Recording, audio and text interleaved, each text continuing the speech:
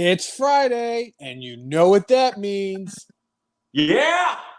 Welcome, everyone, to episode 368 of everyone's favorite wrestling podcast, the F Marks.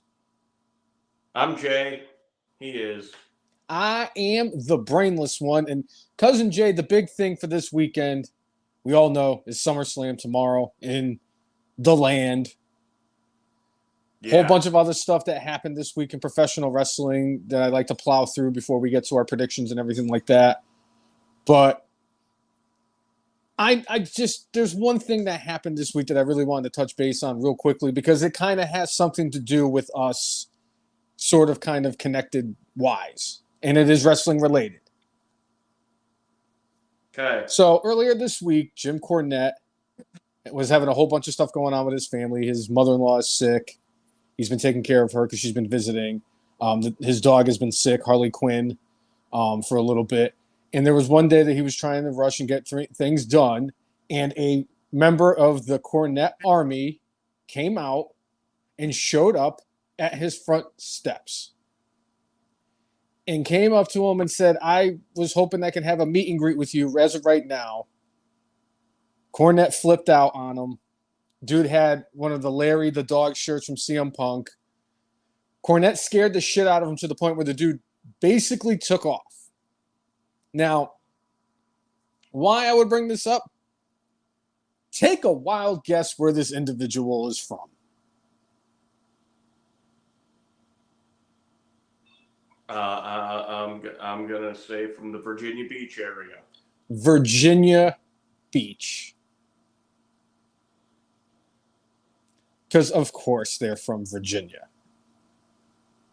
And I just wanted to take this time and this opportunity to explain to everybody that not only are you not from Virginia Beach, but I am also not from Virginia Beach. So you don't have to worry about either one of us being the ones who had showed up to Castle Cornette to get an autograph or to have a conversation with Jim Cornette.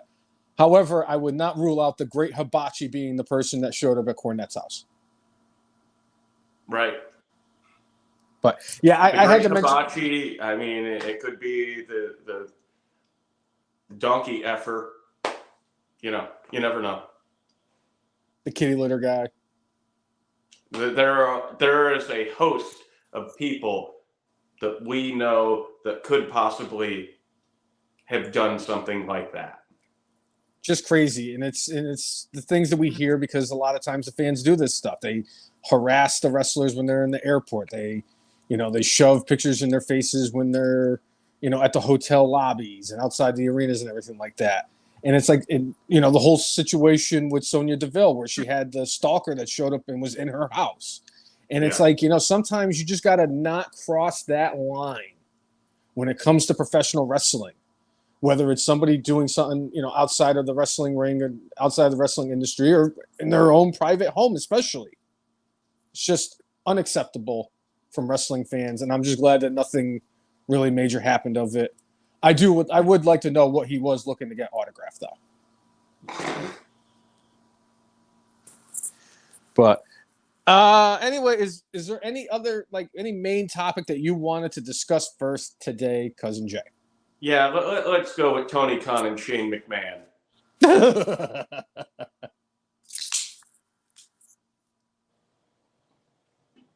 There are so many things going on here. Like it is like a soap opera.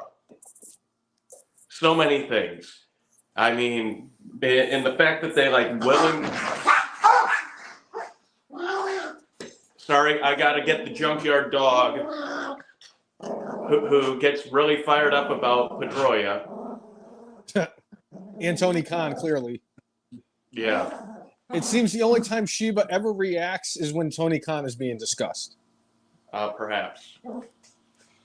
But what a crazy situation that we actually had the Shane McMahon and Tony Khan meet up this week. Well, there's been speculation that, especially because it looks like Shane has no more connection with WWE.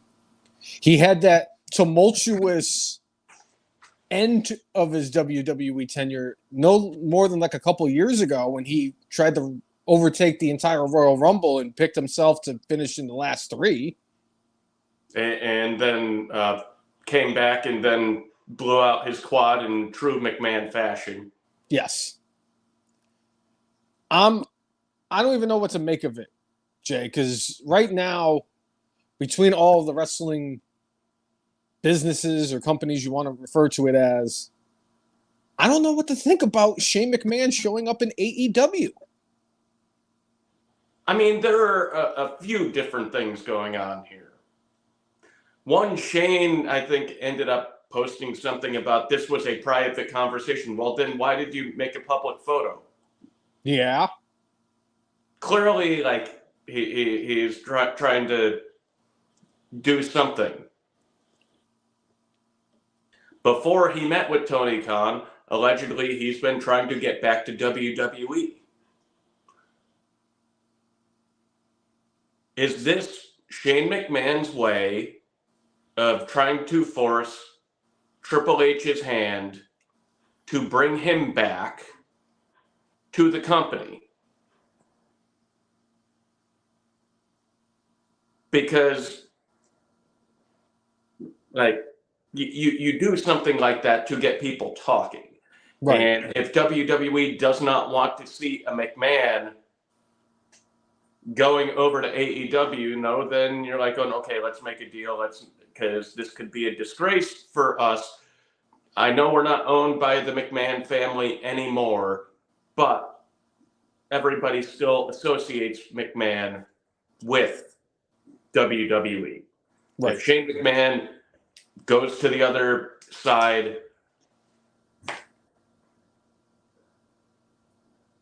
all that being said, to me, this is not Cody Rhodes going back to WWE.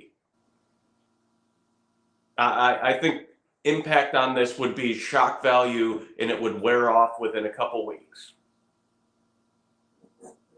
That's my view. I think Shane specifically posted that picture to get people talking, and I don't know if he legit wants to go to AEW or if he really just wants to go back to WWE.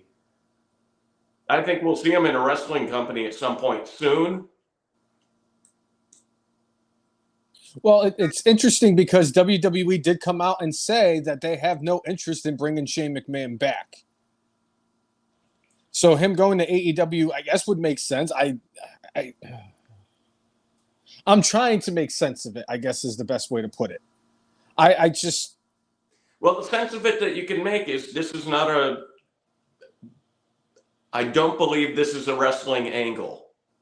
I don't think it's a wrestling angle. This is not part of like some storyline, because it's not like Stephanie's on camera. It's not like, Triple H goes out there and announces things and then gets off the screen and lets the wrestler do their thing. What can Shane bring to the product that WWE has right now? And Nothing. To me, the answer is not much of anything, because they're firing on like all cylinders.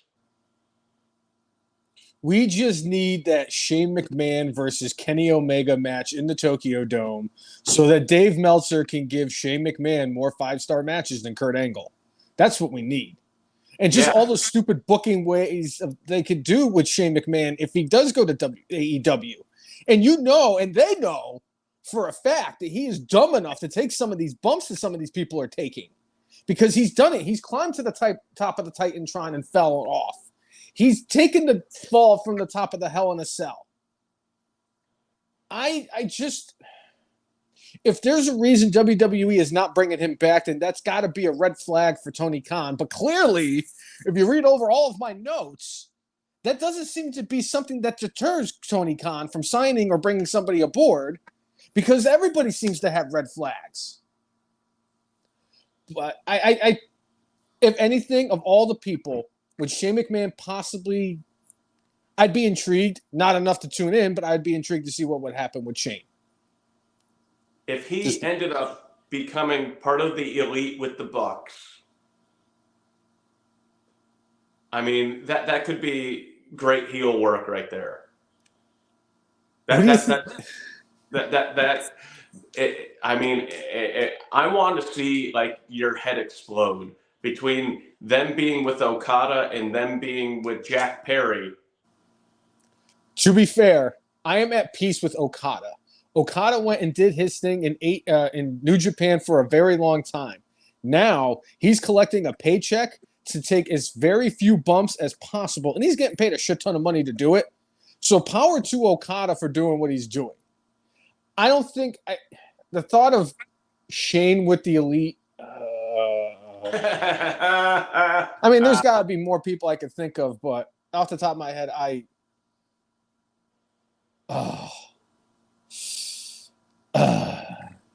no, I can't. It's just, and think about this though. Who do you think would be salivating at a chance to get at Shane McMahon in a promo battle more than Christian Cage right now? Oh, I would love that. It would be tremendous. I would tune in for that. I would actually tune in for that. And then somebody would have to tweet it out on Twitter at some point, like as soon as it happens, so I can turn it on, just so I can give them that little bump in the ratings, and then it can just absolutely plummet once either Sasha Monet, Banks, Mercedes, whatever her name is, or the Learning Tree, Chris Jericho, or the Jerk-Offs and the Elite are on the TV, because those are the three most guaranteed spots that are going to plummet the ratings every single week. If you don't believe me, look at the ratings every single week. Black hole, sun, won't you come? Right through the black hole. That's where the people go. They go from Sheldon Cooper to the beginning of Dynamite into the Bed Bath and Beyond. They go to the Beyond part. Oh yeah, that's definitely Beyond. But honestly, I agree with you. I do think we're going to see Shane McMahon in some kind of wrestling promotion at some point this year, or by the end. It's not going to be TNA either. No, it probably won't be in TNA though. We're going to see him in GCW. Him against Nick Gage or... Oh, God, please no. I'm going to have the same thought cross my mind when Shane McMahon, or if Shane McMahon fights Nick Gage, and I'm going to have that I had with Terry Funk the night of One Night Stand 2006. I was fully preparing myself for Terry Funk to die that night, and I fully intend the same thing to happen to Shane McMahon. All right. But what do you think about this from the Tony Khan perspective of things? Like, if you were to sign him, why? What would you do with him? Is this more of like, nee, nee, nee, nee? Like, that's what it feels like. We got Shane. What are you going to do now, WWE? Oh, no, you got Shane McMahon. Why don't you ask him about what happened in his last appearance at the Royal Rumble? Better yet, his last appearance in a wrestling ring where he tore his quads and fell like a flopping fish in the ring. Thank God for Snoop Dogg, by the way. Yeah, thank God for Snoop Dogg then, and for his great coverage of the Olympics. Snoop Dogg's the GOAT. I don't care what anybody says. Yeah. Of all the celebrities in the Hall of Fame for the WWE, he might be now the most deserving WWE Hall of Famer in the celebrity wing. Only because Cyndi Lauper's not there. All right. Mike Rainey in the chat saying, did you hear that Britt Baker is being suspended for at least a week for her altercation with MJF backstage? I didn't even know they had one. That is news to me.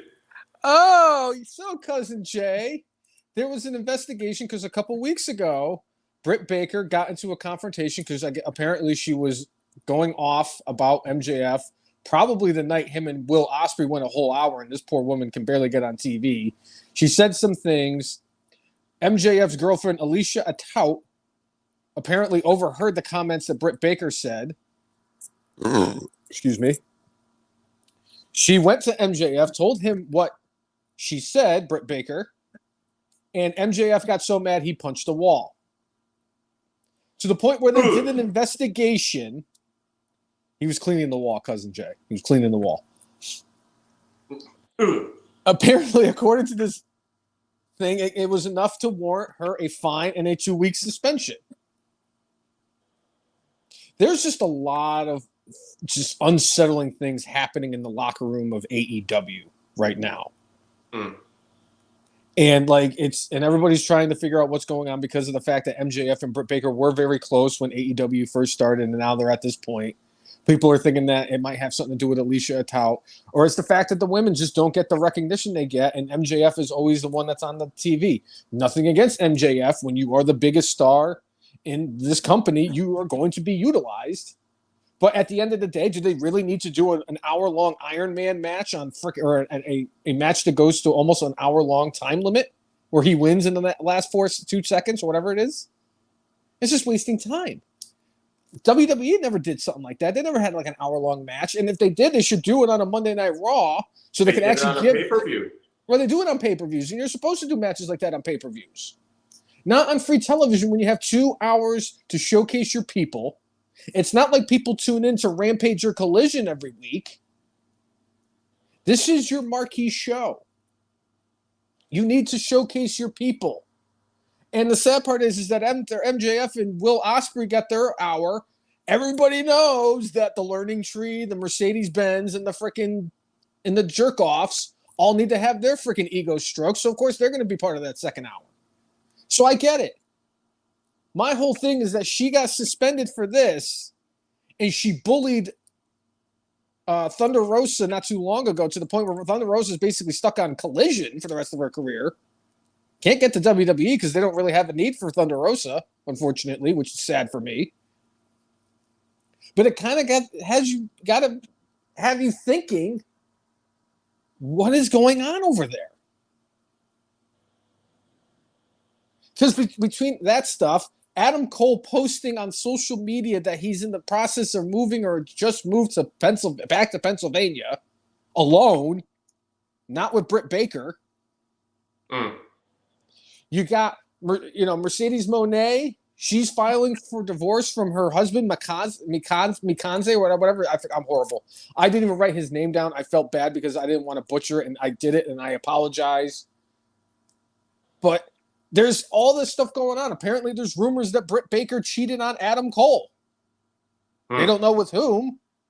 There's rumors that there's a rat in AEW, and the rat is the dude who used to work for Fightful, who just so happens to be Swerve Strickland's cousin. And he was part of the group that decided the penalty on Britt Baker. Hell, my favorite, and this was the best of all the tinfoil hat theories going on with AEW. My favorite one is that Sasha Banks is divorcing her husband because she had an affair with Tony Khan.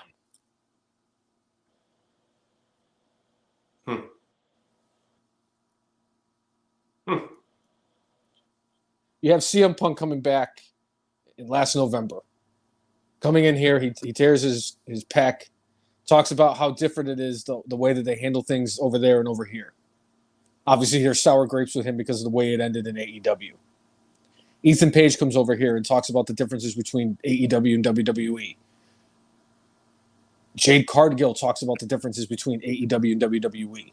WWE is a fine-tuned, well-oiled machine, and AEW is just a pretentious, privileged billionaire son who is treating people's livelihoods like they're his action figures. And that is the problem. This is why all this stuff's going on. How else can you explain somebody paying $15 million for somebody who had the audacity to come out in an interview and say she was the best women's wrestler ever? I'm okay with people having confidence, but when it's not, in my view, warranted, like somebody did pay her that much money. So I guess as far as, her personally looking at herself, like they paid me that much money, I must be worth it. If they're willing to pay it, I'm worth it. And I don't think anybody else in the world would have thought that that was a good deal. She found the one person. She found the one. Herb Abrams. Hassan in the chat, SummerSlam is starting in about 24 hours. One day from now. 24 hours. So it's starting at 7. Up until this week, it looked like it was starting at 8, but they changed the start time to 7. They're having a 3-hour pre-show. Not quite as long as that 36-hour-long marathon that they have during WrestleMania weekend, but hey. But, anybody who goes through a divorce or a breakup, that sucks. Even if I don't like Sasha Banks, Mercedes Moné at all, it's not fun. She was doing an interview and it sounded, she kind of hinted at that she was trapped and almost like she was afraid. She's not a big woman. So, I don't ever wish bad like that on somebody. Like, if it really happened, like that if anything bad happened or anything made her feel unsafe in her marriage, in her home, that really sucks. Now, if she's just lying for sympathy, and unfortunately, because of all the other things she's done and acted like in her life, in her career, I think there's a small possibility there that she's trying to get sympathy. I don't think so. I'm going to keep myself out of that thought. All I'm going to say on the situation is the shock value of her announcing she's getting divorced is barely above low. Sure. It does not surprise me. It doesn't surprise me either. Again, just hearing how she talks, how she presents herself, I don't think that I would not get along well with her. No. I would not be able to deal with that on a long-term basis. So. And is there any thoughts on the Britt Baker news with the fact that she got suspended, the fact that Adam Cole, baby, is moving back to Pennsylvania with no Britt Baker? Any thoughts on that?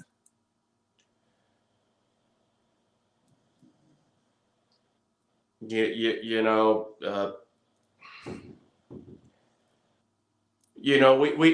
have some people who know people, and we'll just say that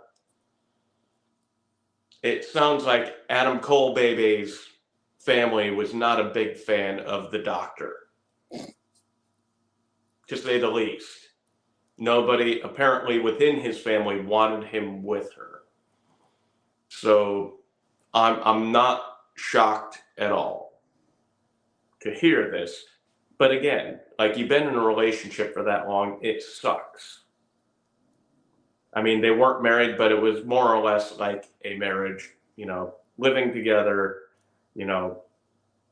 working together.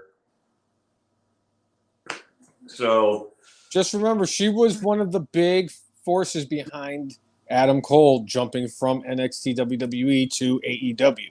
It's because she was there. I know it was to also play tiddlywinks with the Jannetty boys, but she definitely played a big role in that. So I hope for their sake, like, like, they're able to pick up and move on with their life. And if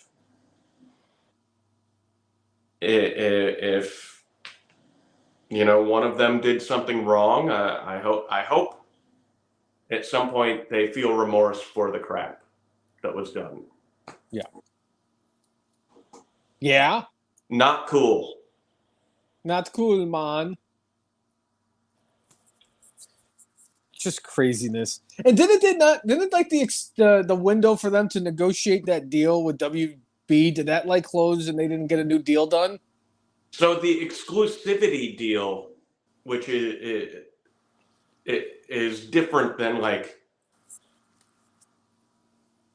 getting like having like a date for like the deal must be signed. Like last week, Warner Brothers Discovery had to make an offer to keep the NBA. Right. They had to. If they didn't do it, they were going to lose it. They made the offer, but then NBA said, you know what? No, we're good. We're moving on. Warner Brothers Discovery at this point, I think they are outside of the exclusivity zone. So Tony Khan can shop AEW to other suitors out there to see if he could get more money. Thing is like, where are they going to go? I mean, there were rumors about WWE possibly ending up on what was it, FXX? Yeah. So would Disney, who owns that, be interested in something like AEW? Oh yeah, I'm sure Disney's going to be all over what AEW has to offer. They like to cuss and they like to bleed. There's no way that the Disney people are going to be like, yeah, we got to bring. Have AEW you seen in. what happens on FX and FXX? I mean, Yeah. It's Always Sunny is on those. Fair. I'm just saying, like, just in general with Disney. Do you really think Disney's going to want to see the plumber come out and just bleed all over like a stuffed pig? Do you think they're going to, I mean, they're going to look at Eddie Kingston and be like, oh yeah, we got to put this guy in another Disney movie. Although I would definitely watch the Disney movie if Eddie Kingston was in it. I don't see it. I don't see them working with Disney. That's just me being me, the AEW hater. Beyond that, though, like, where could they land? Like, somebody on Twitter was like, they could go to Fox and take SmackDown spot on Fox. Not gonna happen. In the words of John Candy in Planes, Trains, and Automobiles, you got a better chance of picking up sticks with your butt cheeks than you do a Fox picking up AEW. Yeah. Mike Rainey asked, do we see Adam Cole, baby, ending back in WWE when his AEW deal is up? Okay, I think with just the myriad of injuries, if he does end up back in WWE, I would probably want to see him more as a coach and not see him in the ring as much between the concussions, broken ankles, he's been hurt a lot lately. He's got that small build, and if you take that many bumps, your body just is not meant to do that. Specifically at his size, it has nothing to do like on I don't like small wrestlers. It's hitting your body that hard in the ring. Body is not meant to deal with that. I don't see it happening. And I agree 100% with what you said, Jay. He's not going to be able to take those types of bumps. It's kind of like the same thing with Mike Trout. And I hate the fact that I have to use the comparison of Mike Trout to a professional wrestler, but if you look at Mike Trout in all those years where he was in his prime, where he was winning the MVP or finishing the top 3, he was winning Silver Sluggers, he was winning Gold Gloves, he was doing everything. Now, dude can't stay healthy. He has only played. Ben Griffey Jr. Yeah, he's only played like 100 games once since like 2019, and granted, one of those was the 2020 season where it was shut down with COVID, but he hasn't played over 100 games in quite a few years. And it's the same thing with Adam Cole. He came into AEW with all of this fanfare, with all these high hopes and expectations, and between concussions and neck injury and ankle injuries, he hasn't been able to stay healthy and stay in the ring. And so they were setting up to have like their biggest storyline of the year centered around him and MJF. And then the ankle thing happens. And it's like, still sounds like he may be healthy enough for All In. Maybe. I'll believe that when my shit turns purple and smells like rainbow sherbet. Hey, you never know. You never know. You never know. So you do not see him back in WWE. All right? I don't. And it's nothing against him as a performer or as a personality. It's just like you said, he's got too many injuries. I'm sorry. He's too much of a risk at this point. And I'm sitting here devil's advocate when I take Daniel Bryan back to AEW or WWE in a heartbeat.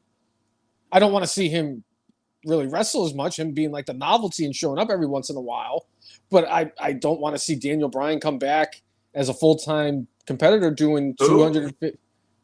Daniel Bryanson, I'm sorry. Thank you. I was Thank you. thinking of his WWE run because we all know he drops the sun when he goes back to WWE. Allegedly. We'll see. But since we are talking about former WWE employees, I actually have two, or actually three, that I have bits of information on.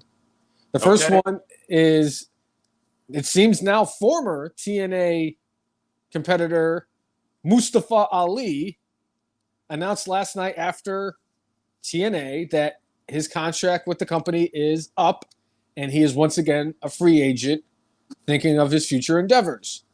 Thoughts on Mustafa Ali leaving TNA and what it could possibly mean for him going forward? With TNA, ever since Scott D'Amore left, they started doing this thing where they were offering people kind of like per appearance contracts, which I don't think is the greatest idea.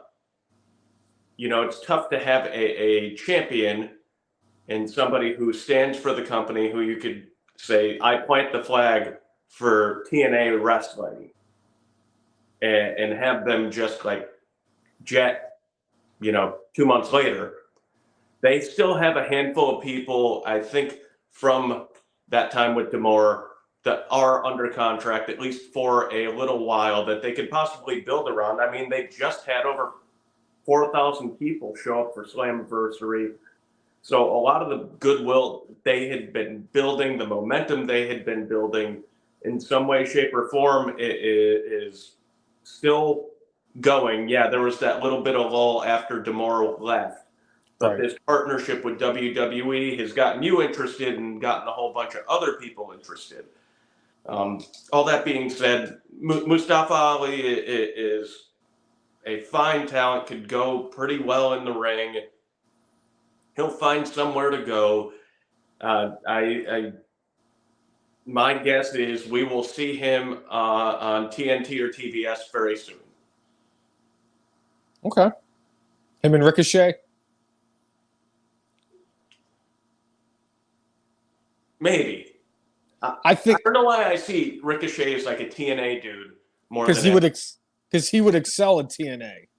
Ricochet would actually be the star that he thinks he is in TNA. He's not going to get there in AEW. Yes, he'll sit there and have that 47.5-star match with Will Ospreay and then get relegated to Rampage and go, boy, I could still be on WWE with my wife on Monday Night Raw getting beat up by Braun Breaker. Instead, I'm fighting El Diablo Chicken in some random match with some random dude from frickin' CMLL.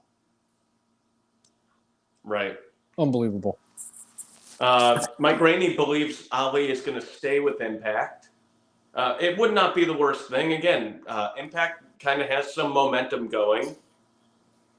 And Ali at this point, like, he's not super old, but like, you do have to think about your future and like what place is going to pay you and what place is going to help make your star shine brighter so that you could get another payday.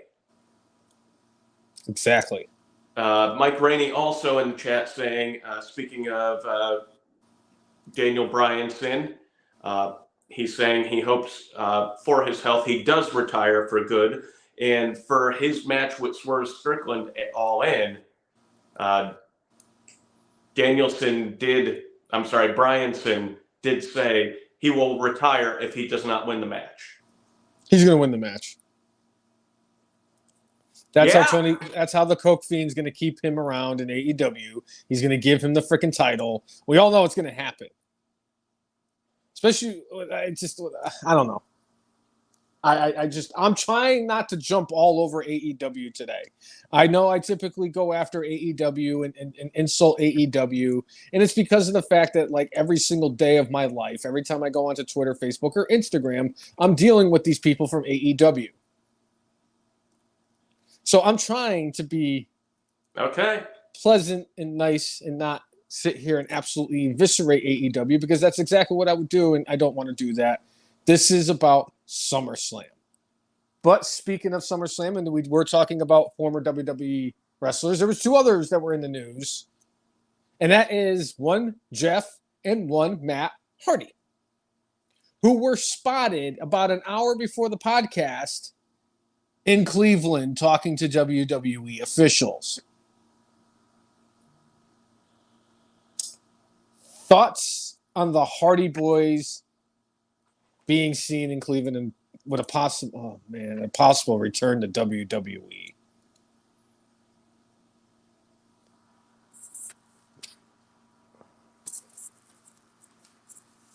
Matt has cleaned himself up for a long time. Good for him.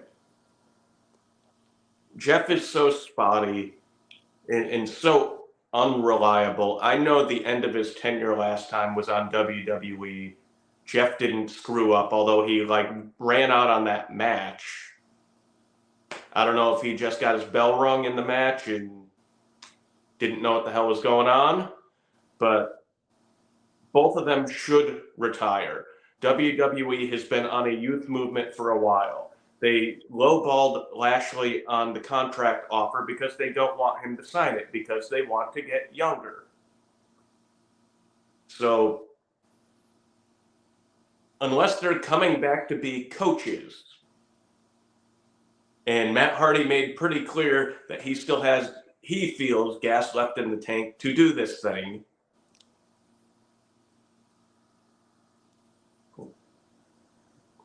Thank you for all the entertainment over the years, but we'll see you at your Hall of Fame induction that is well deserving of one of the great tag teams of the Attitude Era. Yeah. I do not need to see them. I obviously, you can give me one gimmicky stupid match if you want to do Broken Matt Hardy and Willow versus the Wyatt Six. Yeah, give me that. In a stairs match. Yeah. Yeah, in a stairs match, yes. Inside a Punjabi prison. Yeah. Other than that, I don't need the Hardys on my television except for at the Hall of Fame. That's it. I popped like crazy 7 years ago at WrestleMania when they reappeared. It was great. I quasi-popped. They were going to take the titles that Sheamus should have won. Yeah. Just like they took my Shameful Thing Lobster Head song from me. But yeah, they should both retire. Yeah. If WWE is having talks about the Hall of Fame next year, great. Well, I don't need to see either of them in the ring anymore. And Jeff even said and came out that WWE offered him a Hall of Fame spot and he turned it down. He said he regretted it and cried about it, that he turned it down, which has me believing that in 41 and where are they going to be again? Is that Vegas next year? Vegas. Well, I don't know if that's a good idea to have Jeff Hardy inducted in the Hall of Fame in Vegas, but Sin City with Jeff Hardy? Do they not see the writing on the wall? I would love to see the Hardys get in the Hall of Fame, but that's all I want to see them do. They are way past their prime, and I don't want to see them wrestle unless it's against the Wyatt Six. Okay. There's my piece. And we did get the unmasking of the Wyatt Six this week. Boy, there's first of all, Joe Gacy looks good. He looks like he trimmed down. He looks like a swamp creature. Eric Rowan Loomis looked vastly different. I was going to get to that. I mean, Eric Rowan looked just like he normally does. He looked like he might have maybe a less of a wedgie than he normally does. Maybe. But man, Dexter Loomis looks like an entirely different person. No wonder why. Yes, an entirely different person. No wonder why. Oh, geez, what was her name? Indy Hartwell filed. Yeah. No wonder why Indy Hartwell filed for divorce. She doesn't recognize her husband anymore. Oh, right. I enjoyed it. This whole Gable versus the Wyatts has been fun. I'm not overly huge on them kind of taking out the Creed brothers the way they did. I understand why they brought the Creed brothers into this to kind of fill this out. And with knowing the fact that the Creed brothers wrestled at Josh Barnett's Bloodsport this past weekend, and they both won, which is impressive. But just to have them getting taken out by the Wyatt Six after just like they're trying to turn them heel, they're trying to establish them as a tag team. You have high expectations for these guys because you treated them well down in NXT. They're already up in the main roster. A lot of guys that all started around that same time. Some of them are still down in NXT. One of them's holding a Heritage Cup. I know that much. The other guy's starting a wrestling school where he's charging $40 a pop. Parker Boudreaux. Braun Breaker's about to win the Intercontinental Championship in the squash match tomorrow night. Yeah. And Parker Boudreaux is selling wrestling lessons for $40. All right. Good. Well, good for him. I don't think too many people are taking him up on that offer. No, but I thought it was a cool, unique way for them to kind of showcase the Wyatt Six without masks. I've enjoyed this whole thing with Gable and everything they've done. If I had to play the, like I said, if I had to play the devil's advocate, the fact that they're using the Creed brothers and making them look bad is the only gripe I have with this whole situation.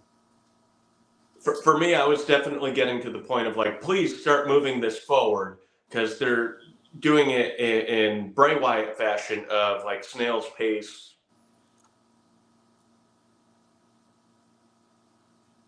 Going slower than Drax the Destroyer when he was eating the I think they were like pork rinds in Guardians of the Galaxy 2, and like I'm moving so slow, it's imperceptible to the eye. Hi, Drax. Movie's so good. Movie's so good. But sometimes like with these storylines, they're just moving slow, and it's like, all right, get to something now. I'm glad that they unmasked. I'm glad that we have something going forward. I don't think we're going to see them necessarily at SummerSlam because there's nothing associated with them on the card. It's possible they could be like on something pre-show. It's possible they could do like LA Knight and AJ Styles did for WrestleMania and like do stuff that goes viral on social media because the Wyatt Six ends up at fan access and, you know, coming after the Creed brothers in Chad Gable. Perk Gable, baby. That's what I'm waiting for. Perk Gable. Yeah. Yeah. So I'm glad they're moving forward, and I'm just glad that they unmasked. So, you know, since you did mention SummerSlam tomorrow, and we are doing the predictions in a little bit on the podcast. Excuse me. I apologize. But doesn't it seem like 7 matches for a SummerSlam card seem a little light? That's what Triple H has been going for. He said, earn your way onto the card. We want to have quality matches, not quantity. He does not want to do the Tony Khan. I'm going to have 14 matches in 4 hours, including entrances. I mean, clearly what they have to hold off for is for a 45-minute entrance from the Tribal Chief. Clearly. So you think it's going to be Roman that shows up tomorrow? I do believe that Tribal Chief will show up tomorrow. I believe. Because the wonderful things he does will lead to War Games that was officially announced this week will be in Vancouver, British Columbia in Canada on November 30th. My ancestors are from, well, Canada at least. Mine too. Well, yes. I mean, clearly. Yeah, yes, obviously. Clearly. Hey, I had a brainless moment. So I believe they're going to go in the direction of Tribal Chief versus Tribal Chief for War Games. It makes the most sense with the stories that they've built up. They have so many people now in the bloodline they really could do like tribal warfare in the cage, maybe even have The Rock make an appearance and The Rock fight in War Games. I think he would. I think The Rock would love to be in War Games. I mean, Now, who whether or wouldn't? not his schedule will be cleared enough so he could actually train properly and do that, I don't know. But He's done shooting that movie he was doing about the boxer. So they're saying if he's pretty much free. So if he wanted to show up tomorrow at SummerSlam, because if there was anybody in the Samoan family that's going to show up, I think it's going to be the head boss or the final boss. the final boss. I think it's going to be. I think everybody's going to show. I mean, it's going to. I have it in my top 10. My top 10 for later is going to be the top 10 things I want to see happen at SummerSlam. Okay. And that's going to be on there. Something to do with one or multiple Samoans is going to be on my thing. All right. And I could see. I would love to see Roman come back. When he comes back, that pop is going to be legendary. His hair is going to be so wet. It has to be. Like it's so hot out right now that like it's going to be like a freaking water buffalo running into another water buffalo. It's going to be an unstoppable force. Now, my only other question I would have about Roman Reigns is when he returns, does he come back with his tribal chief song, or does he go back to Durner? No. He has to. He is going to come forth with authority because he needs to. No, you are not the tribal chief. I am. I said while I'm away, listen to the wise man, and you decided that you were going to triple power bomb him, Shield style, through an announce table. It's a disgrace, damn it. And nobody was happier to go through a table in the middle of Madison Square Garden in the main event scene more than Paul Heyman was. All right. Mike Rainey talking about Wyatt Six having a 6-man tag match on Monday, and he believes his out-of-the-box thinking is we will see either Rikishi or Haku make an appearance at the SummerSlam. If Haku shows up at SummerSlam tomorrow, it's going to be the exact same reaction for me as Carlito showing up at Backlash in Puerto Rico, where I jumped out of my seat when he showed up. It's Haku. Are you kidding me? Yes. Bless you.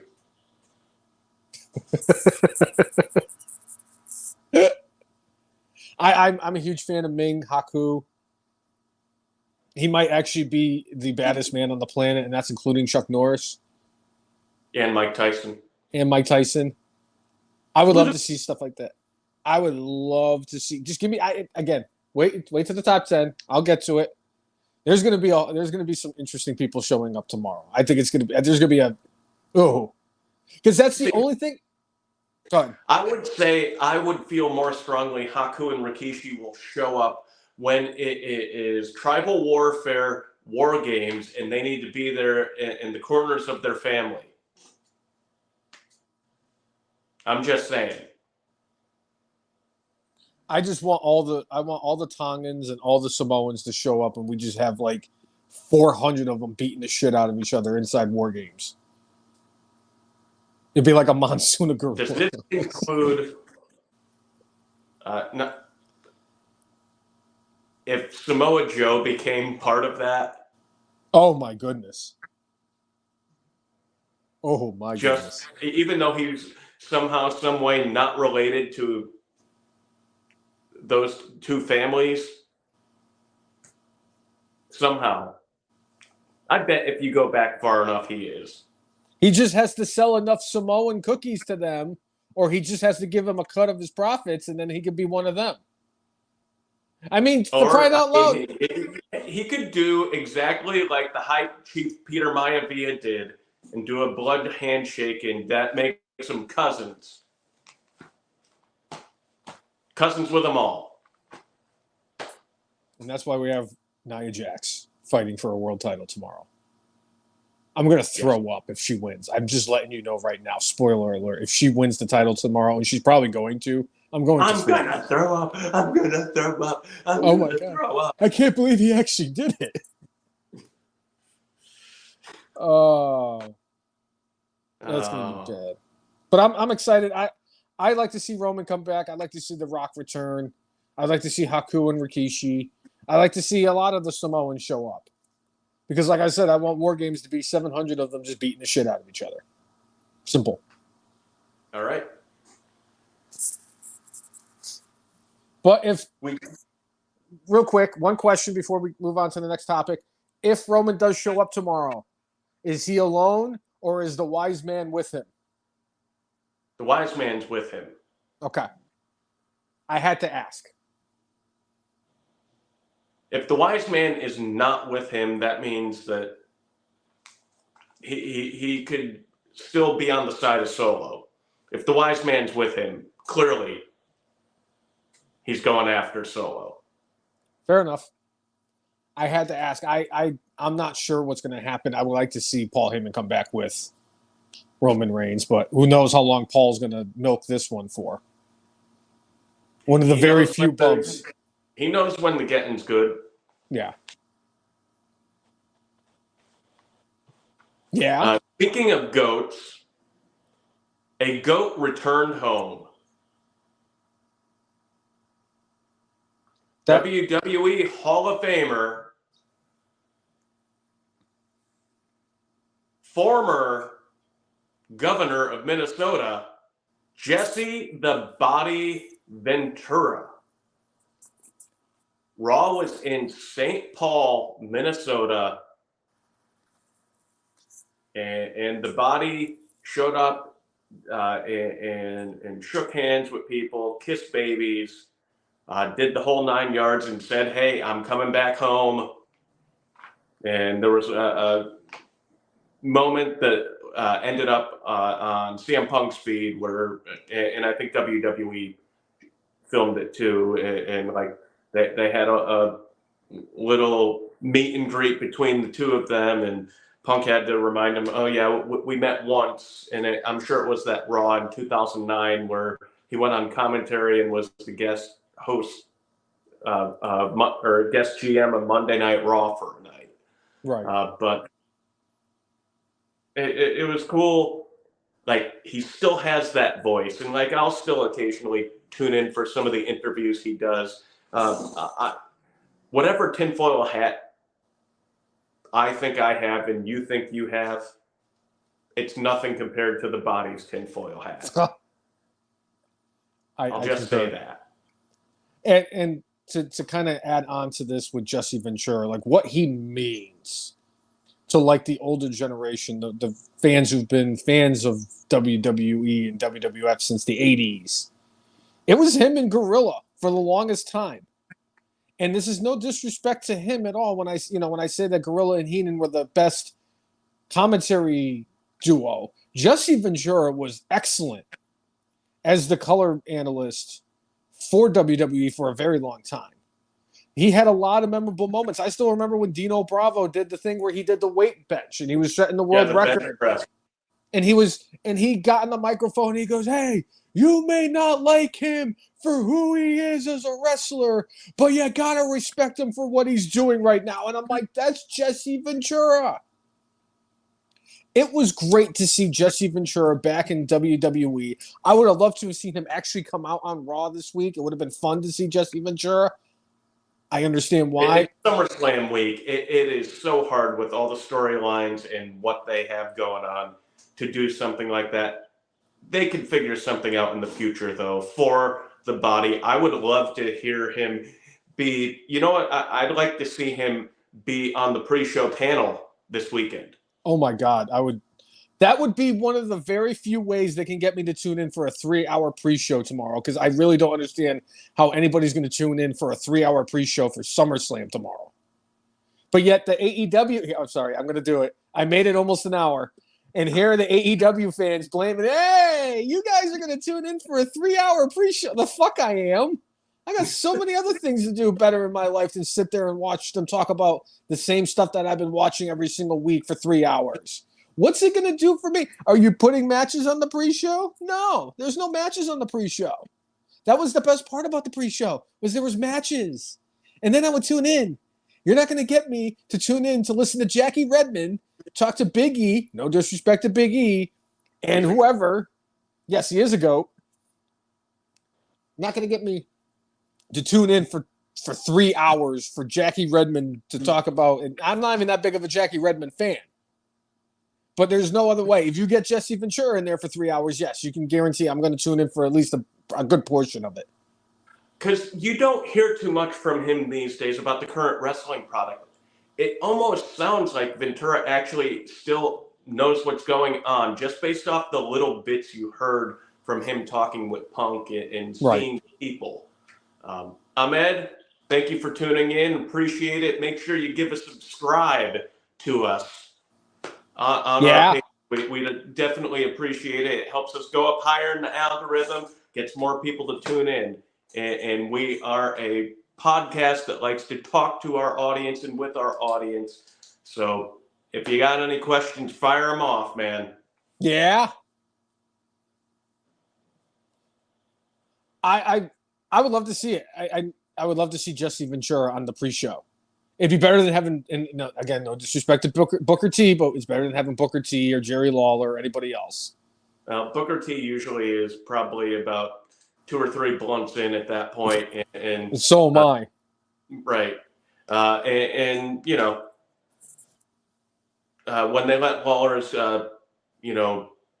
on-camera contract or talent contract expire, I think that was the end of him as far as being on the pre-shows.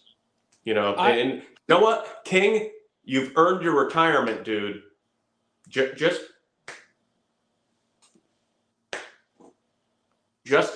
enjoy your life. For the record, it is very possible I might have misread the pamphlet or the flyer for the Cruise of Jericho. Jerry Lawler may or may not be fighting in the Cruise of Jericho. Wow. 50 years. This man has wrestled a match in 50 consecutive years. He's almost died multiple times. Him and Ric Flair, I don't know what it is about them, but please don't. I mean, in Genesis, when God said he talked about creating man from dirt, I mean, Lawler and Flair were there. With Bobby Fish. With Bobby Fish and Adam and Eve. Yes. So and I think there might be a picture somewhere. So what you're saying to me is it was a triple threat match between Bobby Fish, Adam, and Jerry Lawler, and Ric Flair was doing Ric Flair things trying to hook up with Eve. Yes. Okay. I had to make sure. He was offering to take Eve to Space Mountain. Woo! Even though Space Mountain wasn't there yet, he's like, let me tell you something, Eve. I've got a $10,000 Rolex. Limousine riding. I got the best lion skin coat any man's ever seen. $1,200 Italian alligator shoes. Woo! I just killed that alligator and I just named it. Nobody knew what it was before. It's an alligator. Woo! And it's going on Noah's Ark with the Nature Boy. Woo! And of course, Bobby Fish, because they have to have 2 of everything on the boat and they need 2 fish. Mike Rainey, Jesse Ventura is in the WWE Hall of Fame. He was inducted, I want to say it was like in 2004. And he did do a speech. It was, I think, sometime after his time as governor of Minnesota. But yes, the body is in. That would be an absolute travesty if he wasn't in. I'm sorry. I don't care what kind of whack job theories this man has. He's more than deserving of being in the Hall of Fame. Indeed. And y'all put Drew Carey in. El Jefe needs to give us an explanation of why his dad's in the Hall of Fame. I know that we were talking TNA earlier. Yeah. But there is one thing that kind of fell under the radar, and it's kind of going to go hand in hand with another thing I'm going to be talking about. It was reported earlier this week that TNA wrestler Joe Hendry, I believe in Joe Hendry, hell of a talent, has a very, very exclusive deal where he is allowed to work as a TNA contractual performer. Also has the opportunity to wrestle in WWE whenever he feels like it. And he also now has access to the Performance Center, making him the first non-WWE affiliated wrestler who works for a different promotion to actually have exclusive rights to work at the Performance Center. What are your thoughts on Joe Hendry and this monumental deal that WWE and TNA now has with him? Clearly, WWE believes in Joe Hendry. They are greasing the gears of progress, because when Joe Hendry signs his next contract, it's not going to be with TNA. He's going to be making stupid money in WWE. If he keeps playing Creed, yeah. Yeah, because not only is WWE going to offer him stupid money, I've seen what the Jacksonville Jaguars have been handing out for contracts, and I've seen what Tony Khan has been handing out for contracts. Joe Hendry's going to be making, yeah, exactly. Joe Hendry's going to be making Shohei Ohtani money when he signs with whoever he signs with WWE or AEW. Let's be serious. And if he's not making Shohei Ohtani money, he's definitely making Trevor Lawrence money. $50 million a year. Easy. He's going to clean that. And then Sasha's going to get upset because some other person in wrestling is going to be making more money than her, and she's going to throw a temper tantrum and then quit. Not that I'm hoping or anything. I'm the best women's wrestler ever. Yeah, you're not even in my top 100, lady. I don't even think I actually name 100 female wrestlers, but she's not in my top 100. I mean, all right. But you have her higher than Nia Jax, right? Barely. Okay. Yes, Nia Jax definitely doesn't clear my top 100 women, and I'd have to throw an armbar at least 20 or 30 times before I can get to. I'm going to see if I could actually name. I'm going to do that at some point this weekend. I'm going to see if I could actually list off 100 women's wrestlers to see if it's possible. Well, I mean, PWI has the top 100 every year, so there are 100 women's wrestlers. Yeah. You just need to come up with the names. Yeah, but Jay, the top 100 list has people called like Moth Woman Monique or some shit like that, and La Generica, and just wrestlers I never heard. I'm not going to put anybody that I've never heard of. I'm not going to just put over 100 women wrestlers. I don't know if I do. I'm going to have to, because if I have to name each jumping bomb angel. If you need me to help you with your list, I can. Do I have to name each member of the jumping bomb angels separately? No. I might be able to name. I probably couldn't list 100. I'm probably not. I'm probably underselling myself.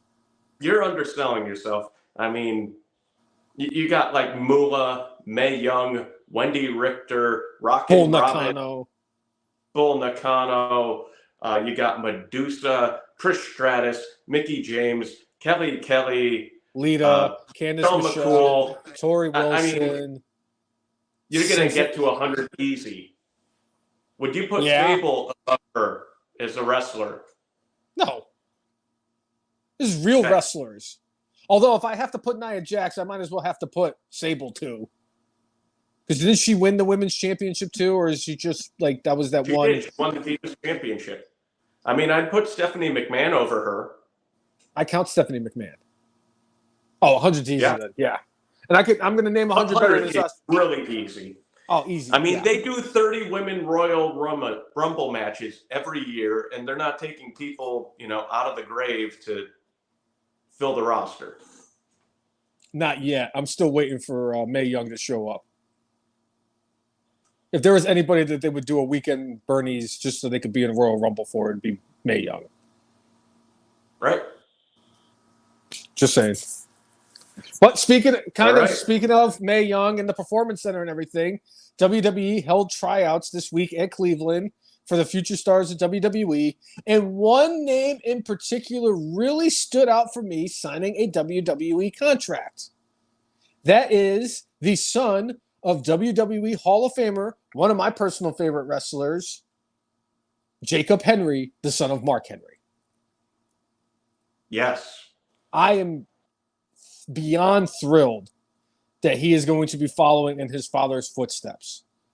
I finally saw the clip of him rolling the frying pan and then bending the rod in half, and I'm like, he's so good. So grossly underrated. And he is somebody he was the first one to kind of sign one of those deals that what they have with the NILs. He was the first one to get that long-term commitment to kind of train and become a wrestler. Mark Henry has a hell of an eye for talent too. I hope this means that Mark Henry comes back to WWE. What are your thoughts, Cousin Jay? I know a lot of times kids like to get out of the shadow of their parental figure. For the love of God, Mark Henry, please implore your son Jacob to use your entrance song.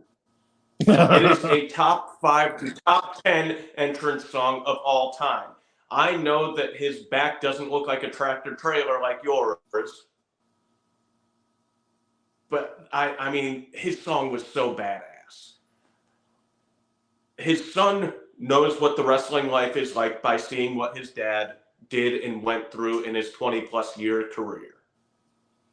Mark Henry, taking some time after his AEW contract ran out, said, hey, I don't know what I'm going to do. I think he said he's like writing a book and he's got some other things that he would like to do. And he's like, I will get back to wrestling. I think this is a good sign that we will see Mark Henry back in WWE. I think he'll probably do like one of those guest coach spots at the Performance Center. But I think it'd be great to have him back. You know, it's possible maybe that I think a good spot for him would be taking over maybe for Booker T on commentary. I was thinking that he might be one of those people that could fill in during the pre-show. I'd love to listen to Mark Henry talk about wrestling. Yep. He was there for a long time. I don't care what anybody says. He was in WWE for over 20 years. And he evolved because he was not a very good character when he got to WWE. And then he went and used Randy Watson, yeah, and sexual chocolated himself to being, Mark Henry. And he got that over as best as he could, but he didn't really become the star that he was until he was the world's strongest man. And he was, just body slamming people and just hurting people. And it wasn't really until about 2009, 2010, when he finally got the World Heavyweight Championship and started doing the Hall of Pain. And that was the best Mark Henry. Oh, absolutely. I enjoyed many of the phases of Mark Henry.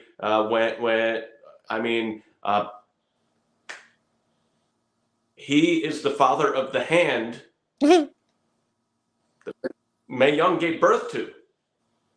And that whole thing was just so they could get Gerald Briscoe to throw up.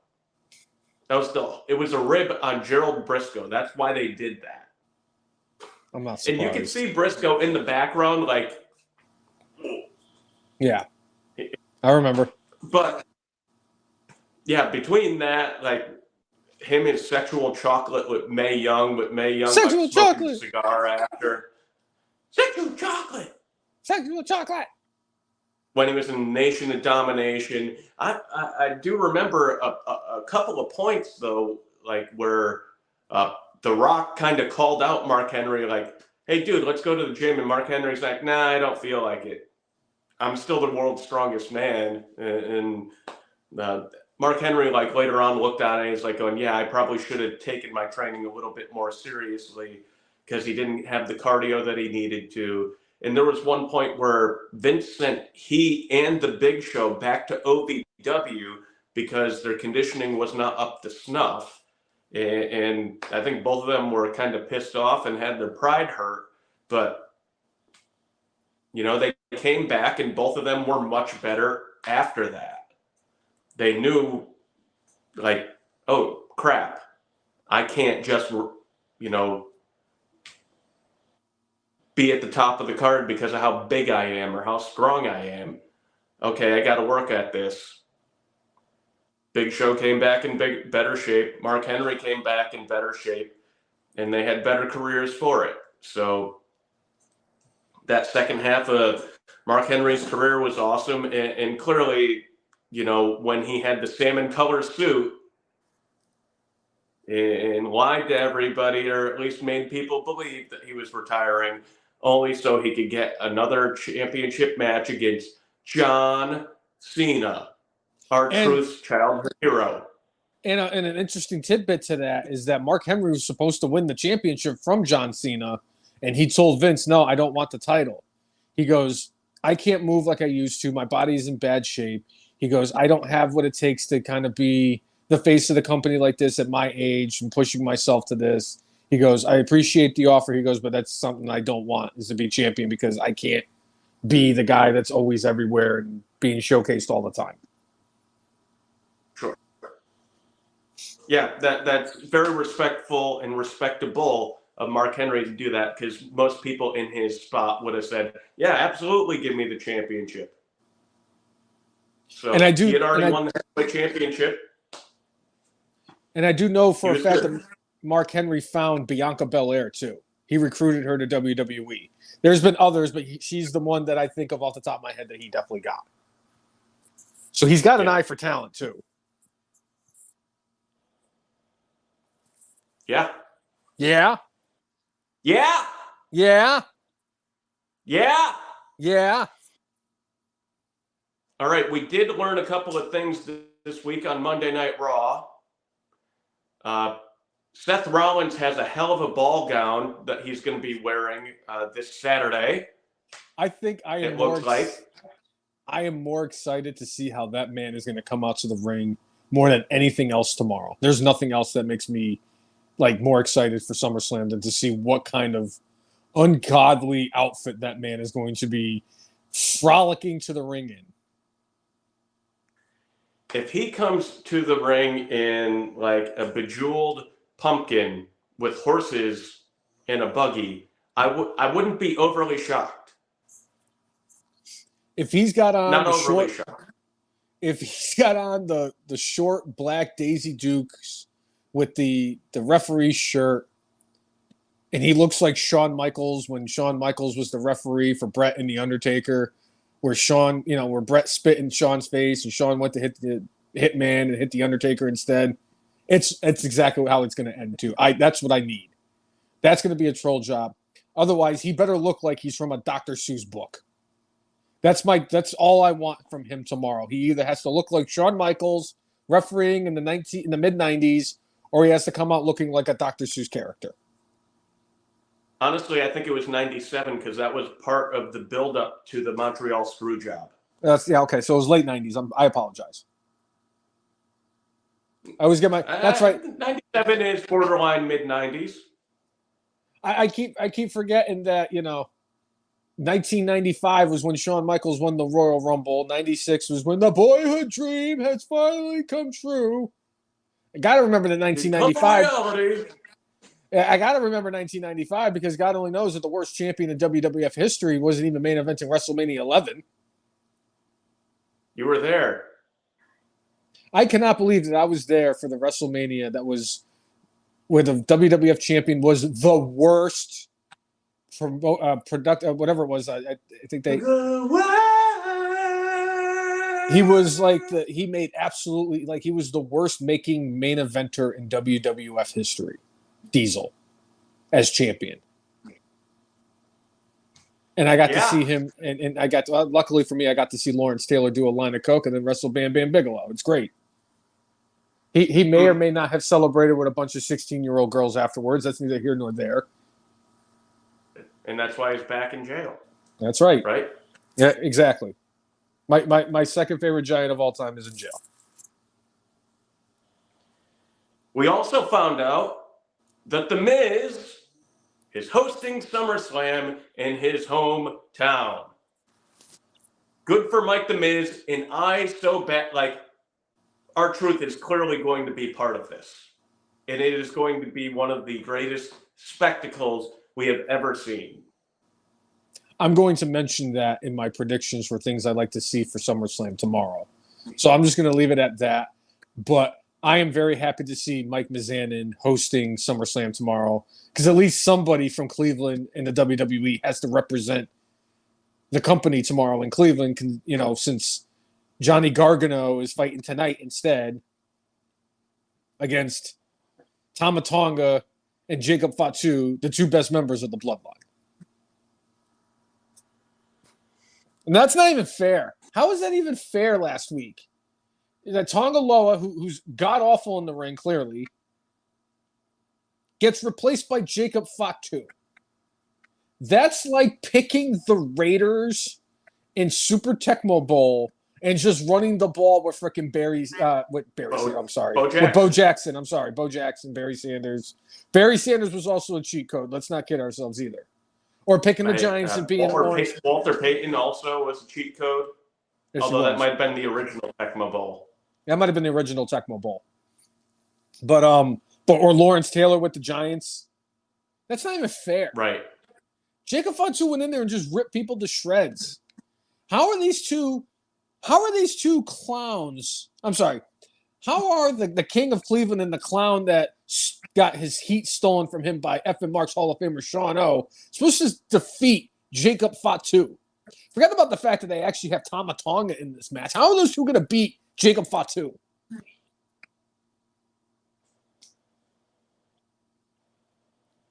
He no-sold the Randy Orton DDT. He is going to rip Tommaso Ciampa's beard off of his face one hair at a time. And Sean O is going to enjoy every second of it too.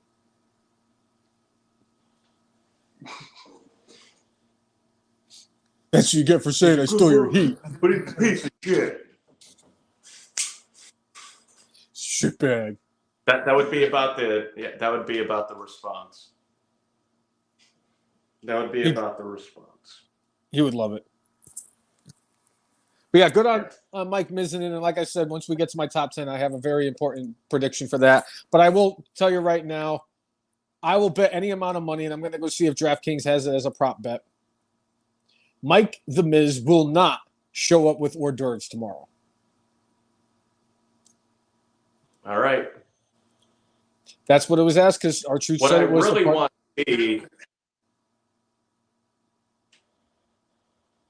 Go ahead. I was going to say, because our truth said it was the party of the summer, and that you got to do it with a party, and the party isn't a party, and like the Miz was like, I'm a great host and all this stuff, and he's like, you got to have hors d'oeuvres, and he's like, I'm going to bring hors d'oeuvres. He's not bringing hors d'oeuvres. Let's be serious. For a minute. Yes. He's not. What I would love to see is the WWE superstars coming together in a little video package where we get to see Mike The Miz, Johnny Gargano, and John Cena putting back together the Gargano Pizza Restaurant. I want to see it. Of course, Super Cena would have to do it because he's Super Cena. Yes. This would not be count as a Make-A-Wish, but Super Cena would do that. Yes, he would. That would be something. But they would have to have Ciampa there, and yeah, maybe. I'd like to see like that. I'm going to put it at like less than like 0.01% of it So you're happening, but saying there's a chance? yes. Mike Rainey, yes. I believe they would have DIY lose the tag titles this soon. I mean, how else is Triple H going to have Johnny Gargano versus Tommaso Ciampa in a 3 out of 5 falls match at WrestleMania 41 if they're tag team champions in August? I can see chicanery. We don't know how long Randy Orton is out for. I'm still convinced he's going to show up tomorrow and he's going to get involved with this whole Cody Rhodes thing. And anybody who thinks that the Solo Sikoa is going to win the title tomorrow doesn't know what they're talking about because he's going to be building towards War Games. Cody Rhodes is wrestling Randy Orton for the WWE Championship at some point. Whether it's sometime soon or at WrestleMania 41, Randy Orton will be wrestling Cody Rhodes for the WWF Undisputed Championship. I would probably lean more towards we'll see that around Royal Rumble, but we'll see. It's gonna it depends on The Rock. It depends on The Rock, I think. Well, that's if right. They want to do Rock and Cody. I mean, Rock could end up having his match against Roman. I mean, clearly they're not battling for wettest hair. If Roman we already know who won that battle. If Roman Reigns shows up with a bald head like Steve Austin tomorrow, all hell's going to break loose in the F and Marks podcast. Because we're not going to know who to give the wettest hair award to.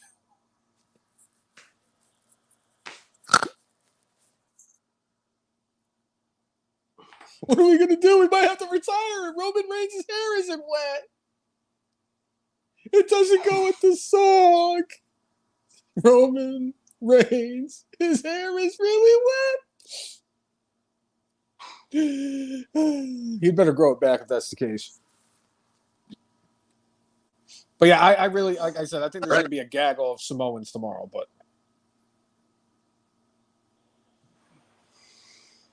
all right, that's all I got for my notes. You know what's crazy? What do you got? I had a whole bunch of notes written out, and then I blew through half of them when I was sitting there teeing off on AEW. So all I have left is the predictions and my top 10. Yeah. And I've been waiting for this top 10 list. Okay. This week, like I mentioned, I did the top 10 things I would like to see happen at SummerSlam tomorrow. Number 10, and I dedicate this one to F and Marks Hall of Famer El Jefe. I would like to see Jose Ramirez show up and KO Austin Theory. Like he did to Tim Anderson or the dude for the White Sox last year. Yeah. Number 9, I need Hulk Hogan to show up and then call Cleveland Browns football stadium Jacobs Field.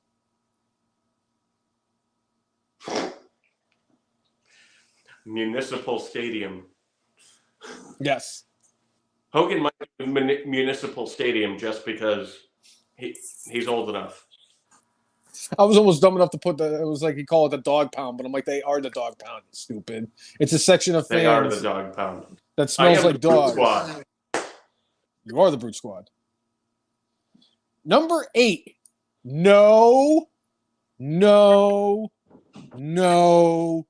Hardy Boys.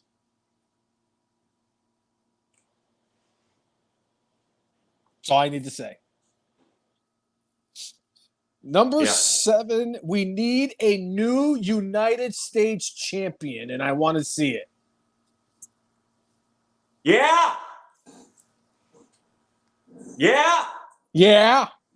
Let me talk to you. Yeah. Number 6, at some point, possibly during the Cody Rhodes and Solo Sikoa match, I need an assembly of Samoans. Give me every Samoan in the wrestling industry. Give me Zilla Fatu. He's Umanga's son. Give me Hikalua or whatever he's calling himself now. Give me the Tonga Kid. Give me Afa. Give me Roman. Give me The Rock. Give me every Samoan that is with a pulse that can show up. Hell, give me Jimmy and Jay Uso's kids in this ring too. Give me everybody. Rikishi. Give me Haku. Everybody. I want them all. Give me all of them. I need an assembly of Samoans tomorrow at SummerSlam. All right. Not asking for a lot. Number 5, and I got this sneaking suspicion that the worst wrestler in the history of professional wrestling will be the new women's WWE champion. So if that happens, I need a Tiffy cash-in the worst possible way. Number 4, I need Braun Breaker to win in a squash match. I was asked, since there's only 7 matches on this card, and it's only probably going to still go about 4 hours for 7 matches, do I see a squash match? And I said, absolutely. Braun Breaker beating Sami Zayn. I need at least one squash match.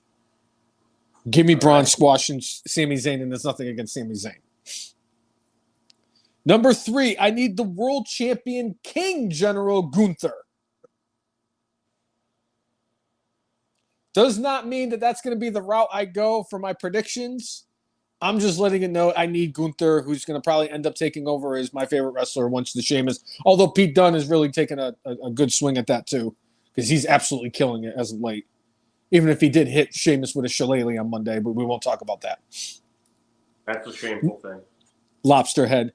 Number 2, I need the Bret Undertaker HBK finish for CM Punk and Drew with Seth Rollins. I still have no idea who Seth's going to be cracking in the skull with a chair, and he's going to now. Especially because they're still talking about it with AEW fans. But I need that finish or some kind of fucked finish in that match. Cry me a river. That was 2 through 10. Would you care to venture a guess of what you think the number 1 thing I want to see at SummerSlam tomorrow is?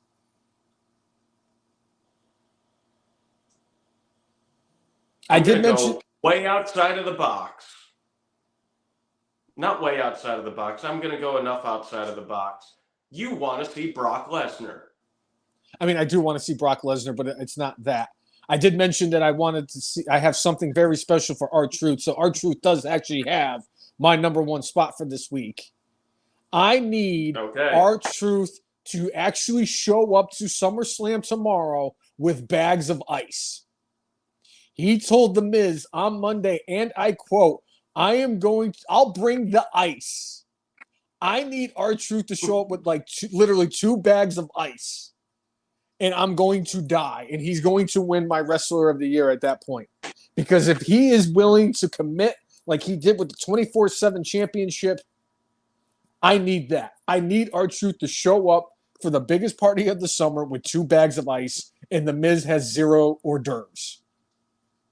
Like he sold the hot tag at WrestleMania. Yes. R-Truth, I don't care what R-Truth does. I need that. And if he does that, it's R-Truth, so it's not really surprising. But when he was like, if they use that to wet Roman's hair, that would be glorious. Yeah. It was funny when they did that bit, when they announced that The Miz was going to host, and R-Truth was like, oh, yeah, that's a party. I'll bring the ice. I was like, dude's going to show up with 2 or 3 bags of ice, and it's going to be great. And he's going to show up and where the hors d'oeuvres. Dog. What do you mean hors d'oeuvres? This isn't a party. There are no hors d'oeuvres. I need that because I think it's going to eventually lead to The Miz once again turning on R-Truth. Because The Miz is so much better as a heel. I'm sorry. He is. And I'm okay with it. And that is my top 10 list for this week. All right. I guess it's time for some predictions for the SummerSlam tomorrow. Indeed. All right. So as of right now, there's 7 matches. I honestly, in my heart of hearts, would not be surprised if they added some kind of match in the fold for tomorrow and tonight. Whether it's some kind of a funky finish in the tag team title match, or if they decide to do Bianca and Jade versus Isla Dawn and Alba Fire, I'm okay with it. But as of right now, 7 matches, 6 of the 7 matches have championships on the line.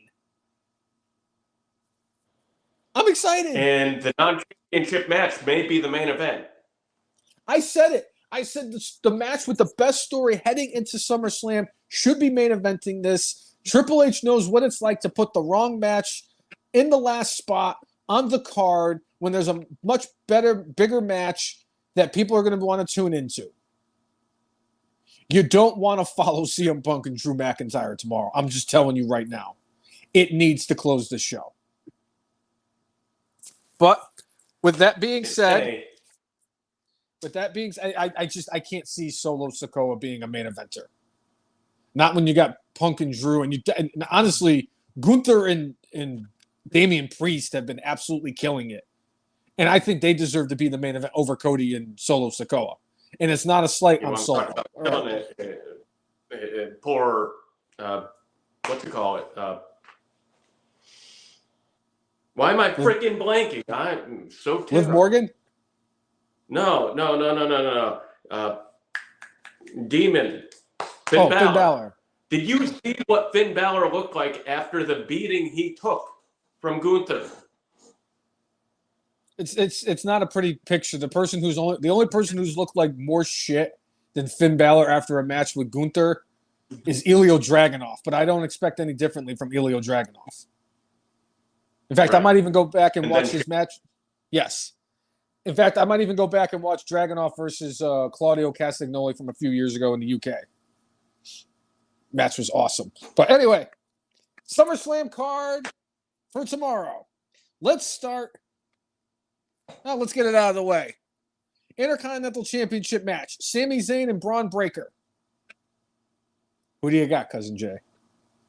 I got Braun Breaker. I thought he was going to win when they faced off a couple of months ago. Okay, they want to make Braun wait a little bit. So, I mean, and we talked a couple of months ago about it possibly being a squash match. It would be nice to have a squash match.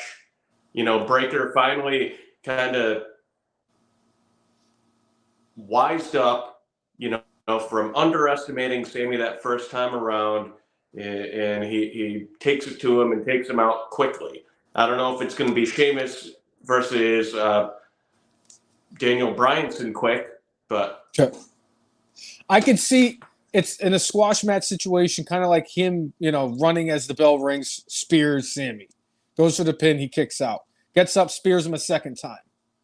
Instead of pinning him after the second spear, he does the thing where Sami kind of gets up and he just speeds across the ropes like he's Tyreek Hill. And then spears him out of his boots the third time and then pins him. That's the kind of squash match I'm talking about. But like Goldberg to Ziggler. Yes. By the way, that match popped. Oh! And so did the phone. Yes. So that showed up in your feed? Yeah, it showed up on my feed, and I got to watch it twice. Fantastic. In 5 minutes. I enjoyed. Yes. Such good shit. All right, so who do you have, Brainless One? I agree. Braun Breaker in a squash. Okay. I can't. It just really makes Mike so much Rainey sense. says Sami retains. They're going into the Netflix era. They have high hopes and expectations from this kid. This kid is. I know we sit here and talk about and joke about the pillars of AEW. Braun Breaker's a pillar in WWE, and he's part of the future. He's going to be going into the Netflix era as the Intercontinental Champion. No questions asked. Well, there are pillars of salt and pillars of stone. Braun Breaker is a pillar of stone. And Jungle Boy is a pillar of shit. How do I really feel? Squishy and petrified. Yes. Speaking of pieces of shit, Logan Paul defends his United States Championship against LA Knight. I eat pieces of shit like you for breakfast. You eat pieces of shit for breakfast? No. No. Wait. Logan Paul, LA Knight, what do you got? Let me talk to you. Yeah, LA Knight finally punches his ticket, finally gets his just due, and wins the United States Championship, takes it off Logan Paul. The Cleveland crowd, which I think mostly hates him, will pop like crazy for Logan Paul losing, and LA Knight winning. Yeah. I agree. Logan Paul. And for the You record, said Logan Paul. I'm sorry. Wait. I meant LA Knight. Yeah. I'm going LA Knight. I wore the shirt for a reason. Because I was going to pick him to win the United States Championship. Yeah. I'm going to save my lock. Because I know what kind of effect my lock has on matches. So I'm saving my lock for later. All right. Otherwise, I would be putting the kiss of death on LA Knight tomorrow. All right. Rhea Ripley, Liv Morgan. Liv Morgan retains with the help of Dirty Dom. I believe we are going to see the disintegration of the less spooky pals. Because they're less spooky, they have now, there are fractures there. There's chinks in the armor. Dirty Dom is going to help Liv. I only wish that this was a shark cage match for custody of Dom as well as the title. It's gonna that's gonna be bad blood. They're gonna do custody of Dom at bad blood. They're gonna do a regular match because they kind of have to have that first match to set up for the custody of Dom in the ladder match. Yes. But I 100% agree with you. Not only do I see Liv Morgan retain the championship, Dom's going to be the one that costs her the match. Everybody's expecting it to be Finn Balor. It's going to be Dom Mysterio that costs Mommy the match, whether it's intentionally or unintentionally. Dom's costing her the title match tomorrow. Mike Rainey believes it'll be inadvertently that he helps, and that he thinks they're going to keep bringing this storyline along. Yeah. I certainly, I could see that. I could understand where that's coming from. It's like going, hey, the Spooky Pals just got back together with Rhea Ripley coming back, and it's been a fun and interesting ride since then. Agreed.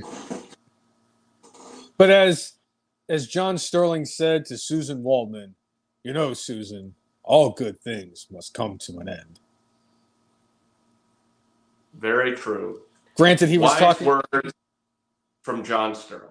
Granted, he was talking about, Susan Waldman's, tenure in the broadcast booth, which is not a good thing. It's only good when she actually did retire. But anyway. Oh my God! It's Roger Clemens. All right. Bailey versus Nia Jax. Sadly, I think I'm going to call this my lock of the night. Nia Jax is going to win. You bastard. Not only did you take my pick for tonight, that was also going to be my lock. And it's still going to be my lock because I don't want it to happen. I don't want... No. I'm going to be Michael Scott when he sees Toby return from Costa Rica. That's going to be me. No! God, no! No! Please, God, no! No!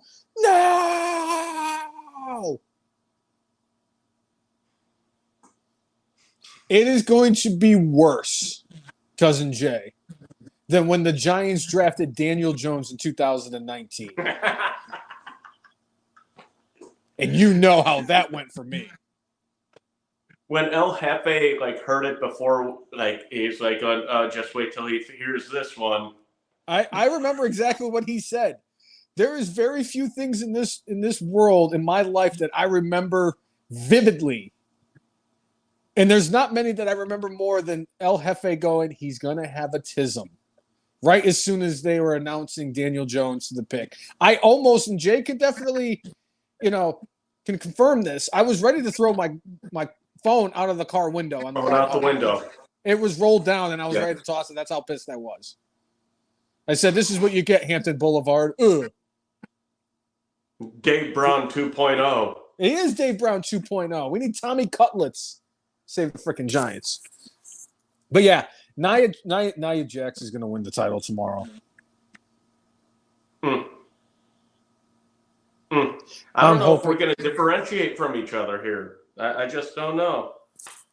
Oh, I'm curious to see where we go on Punk and Drew. Okay.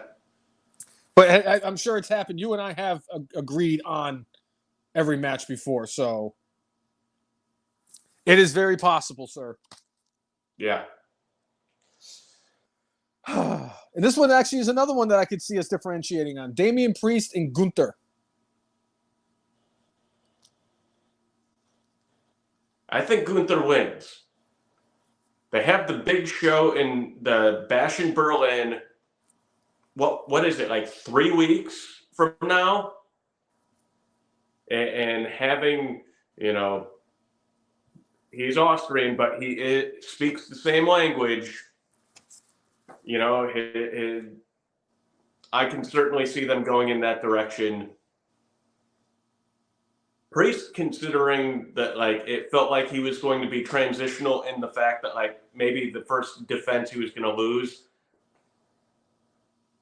He's done all right. I like the way he's kind of carried himself.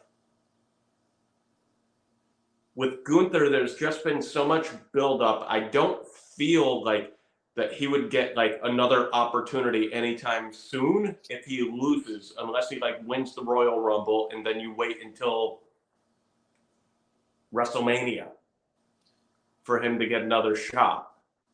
However, so I think we got Gunther winning this thing. Wow. I had a feeling. And I was actually heading in with Gunther up until about this week. But the last few weeks, and including this week, more so, I've really been enjoying what Damian Priest has been doing. I can see a situation where Priest holds on to this title, and my reasoning behind it is I understand that Gunther won the King of the Ring. He deserves his title shot. He doesn't necessarily need to win it because this just seems like all they do is give Gunther the championships.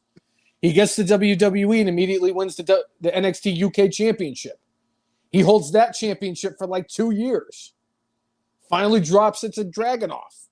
Gets up to the main roster, and what does he do? He wins the Intercontinental Championship. Holds that longer than anybody else in the history of WWE. It just seems like, and if you look it up, statistically, nobody has held a championship for a percentage of their time in WWE longer than Gunther has. He's been a champion longer than anybody, percentage-wise, higher than anybody else has. I could see a situation where they feel like they can drag this out a little bit.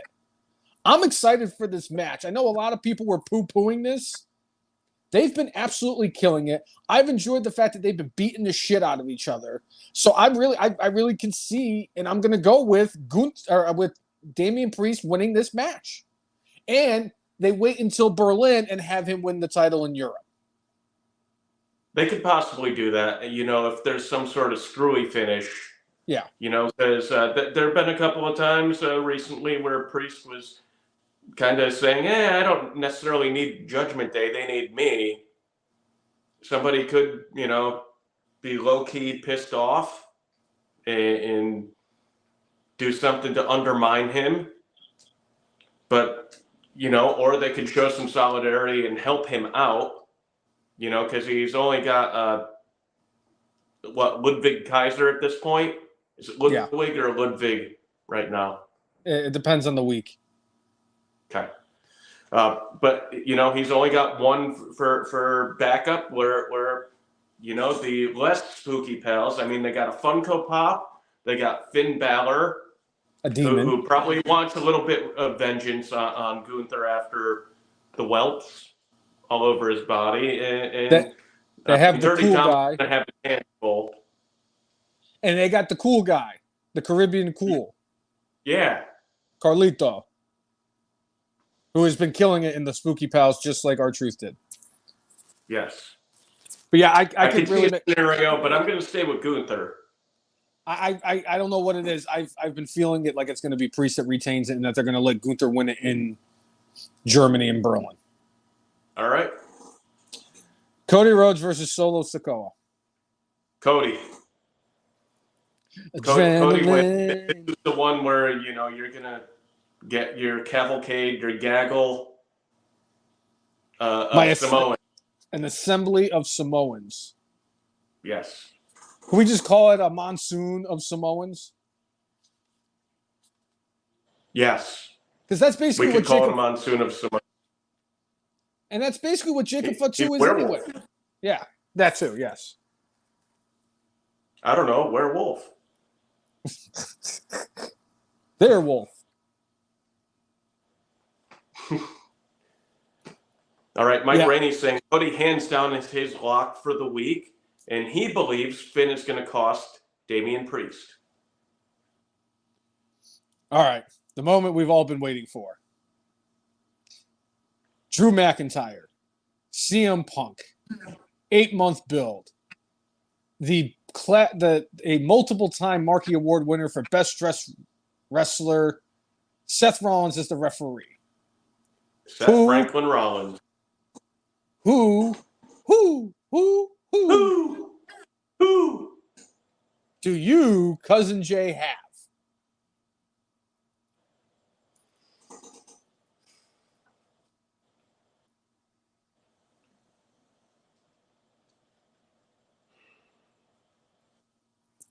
Like my tinfoil hat just like descended on my head. It descended very, very heavily on my head just a moment ago. Seth Franklin Rollins, in his ball gown on Monday, said he could do anything he wants. He's the ref. What's to stop Seth Franklin Rollins from turning it into a triple threat match at some random point and deciding that he's going to beat the crap out of both of them? And then he gets a victory on both of them. And he's still the referee. And he's still the referee. He can count the pin on both of them. That is my far out tinfoil hat theory of something that could happen. Okay. I don't think you bring back Phil to have him lose. He has not been in the ring that much since he came back. He's talking people into the building, but I think he needs to win. He was talking on Monday about Drew basically dumbing himself out of matches, dumbing himself out of spots. And I think as much as I think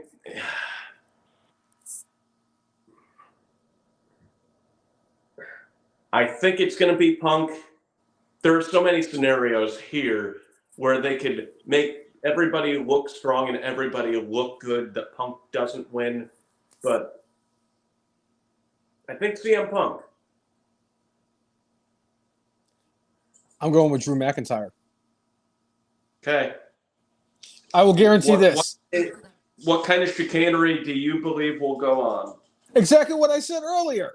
Seth Rollins is going to go hit Drew McIntyre with a steel chair. McIntyre is going to miss, and Rollins is going to hit CM Punk. Drew's going to cover him or hit him with a Claymore and then cover him. 1, 2, 3. Match is over.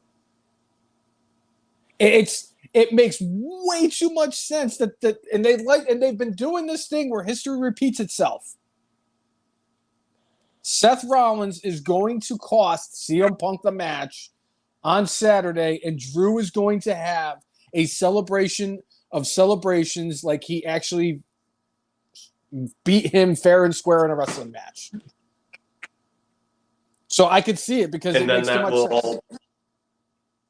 Ignite Seth Franklin Rollins and CM Punk for their match at WrestleMania next year. They have that slow burn. If they want to do the slow burn, I mean, Punk has, like long-term story going with Seth already too. If they wanted to do a Hell in a Cell match between him and Seth, I would not be against that if they do that at Great Balls of Fire in October. I'm still convinced that him and Drew are going to be fighting at Bad Blood, and if that's the case, Punk's winning tomorrow. But I really do think that they're going to do the fucked finish. Drew McIntyre has to win. Okay. So I'm going with Drew, and believe me, I'm shocked that I'm picking Drew. Mike Rainey agrees with you. He believes Drew is going to win. I mean, Drew is doing the best work of his life right now. By far. It's not even close. Not even close. As much as I would like to see him at least one more time play the air guitar with Jinder Mahal and Heath Slater. And a three-man band! I think that was great. I think in the world where the three-man band and Dashing Cody Rhodes came back for like a week, if they did like a Raw throwback, I'd love to see that. As long as the 3MB has the bit with Brock Lesnar where he F5s Heath Slater on the railing twice. All right. I think that'd be great. But you mentioned it in my top 10 real quick before we get into our good, bad, and brainless. Do we see Brock Lesnar tomorrow?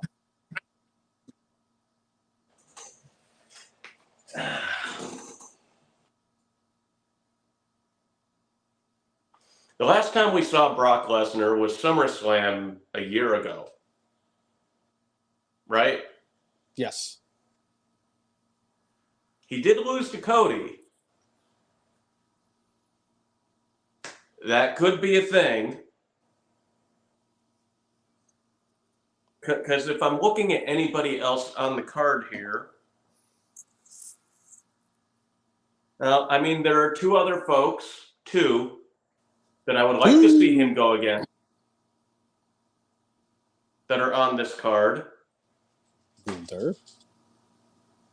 Gunther would be one, and if Gunther is champion and then gets taken out by Brock Lesnar, we know what our main event at Bash at Berlin will be. And of course, Braun Breaker. Oh, absolutely. I don't know if Brock would be up for that at this moment. I think he would want to see Braun Breaker build himself more before he got to the other final boss. Gunther clearly has elevated himself to that territory. So if we see him, you know what? I think the smartest money would be Gunther if Gunther wins. Okay. If Gunther does not win, I mean, Triple H has been super coy about what's going on with Brock. He's like, hey, when he was asked what's going on with Brock, he's like, I don't know, probably up on his farm up in Canada. When's he coming back? Whenever Brock lets us know, was more or less his answer. Got it. Mike Rainey saying no Brock Lesnar tomorrow. I could see it. Because if Brock returns, that to me would probably say no Tribal Chief. I don't think you're going to have I don't think you want to burn a whole bunch of big returns in one night. Well, honestly, if they could do it and get away with it, it would be for SummerSlam because they like to do that stuff. Remember, they brought back Dakota Kai and Io Sky at SummerSlam. Yes, they could. They could do it on Monday too.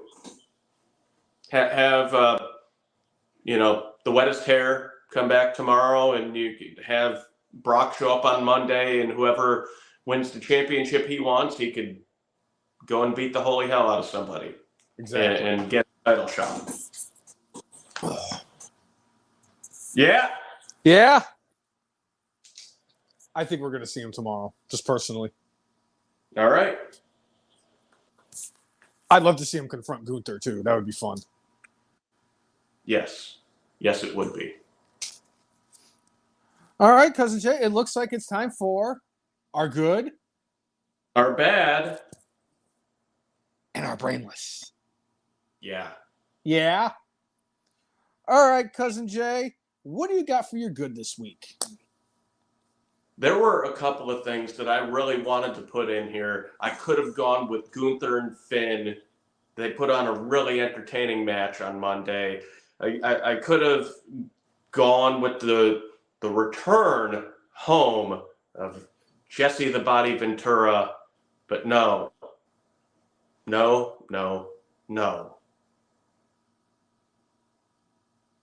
Seth Rollins referee outfit. I just, like, my wife has a tendency to not really pay attention when I put wrestling on.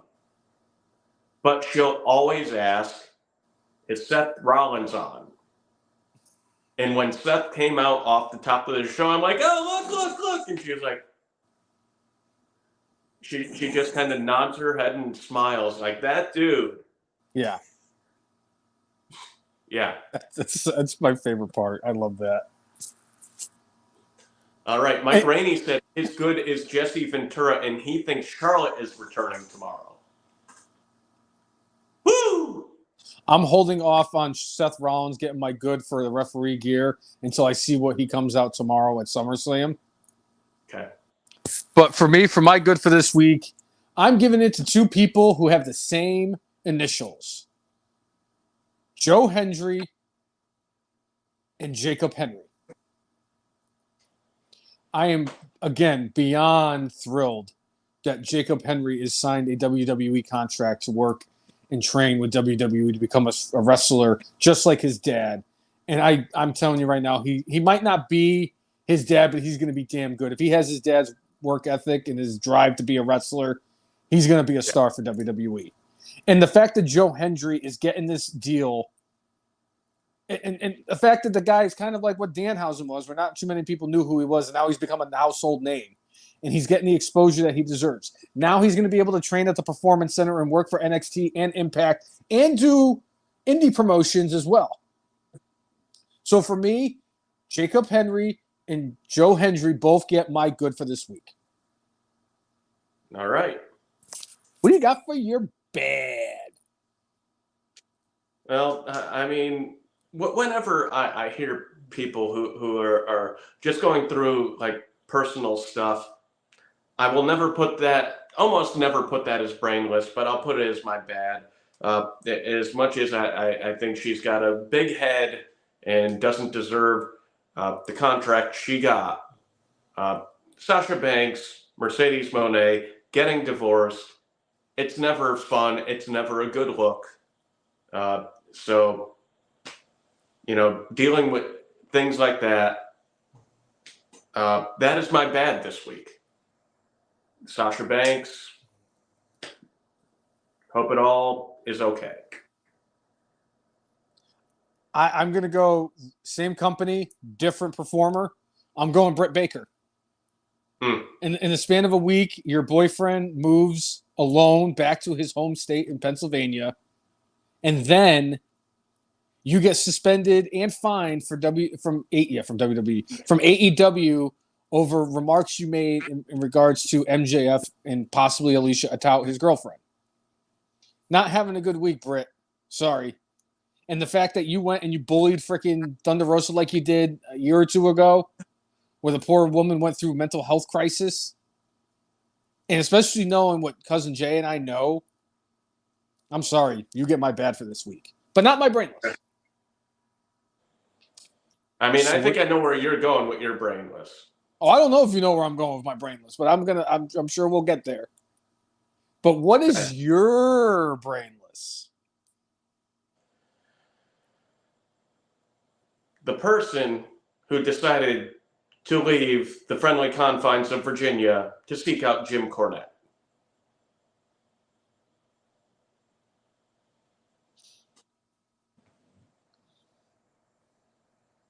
That is worse than the people who are the autograph seekers at the airport. Like, I'm guessing the airport is at least reasonably close for these people. As much as they're like pieces of crap who are mostly trying to make money off of somebody else's fame, at least they probably only drove about 20 minutes instead of going to somebody's personal frickin' residence that's a couple of states away and not a short drive. 700 miles, he said, each way. And if anybody knows that route, because I did hear the episode where he talked about the wrestling and how it was working with Crockett and working in Virginia. And he mentioned the Richmond Coliseum and the Norfolk Scope and the Hampton Coliseum. So he knows Virginia pretty damn well. I'm sorry, it's like that is never cool. We need to find out. Like, again, going back to what happened with Sonya Deville. Sonya Deville. Like, Jim Cornette doesn't know who the heck you are. The fact that you drove that freaking far to his front door, I mean, I'd like to think that this person has some mental health issues and did not know that was not cool. But that I find that extremely hard to believe. Like, you don't have control over that. Right.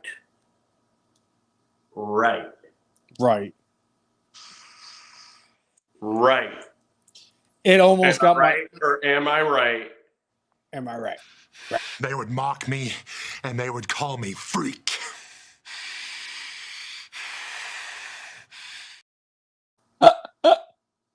That was exclusive footage of an interview that was done with the man who went from Virginia down to Cornette's house.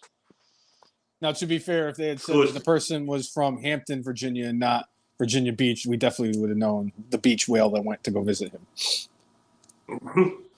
But yeah, and that almost got my brainless for this week. But I'm curious, where do you think I am going for my brainless this week? I thought you were going to go with the person going to Cornette's house, but clearly you're probably going for the Bucks or AEW. I am going with AEW fans as a whole. I am shocked. You look shocked, Cousin Jay. You're more shocked. You were more shocked than Clark Griswold if he woke up the next day with his head stapled to the rug. And I am actually justified in this. Over a week ago, we had that stupid blood and guts thing with the chair shot, the unprotected chair shot, and how QT Marshall and all these people are coming out and defending all this stuff. Jimmy Korderas, legendary WWE referee Jimmy Korderas, worked for the company for 20 years, has been in the industry for nearly 40 or has been in the industry for 40 years. Knows a thing or two about a thing or two. He gave his 2 cents about this.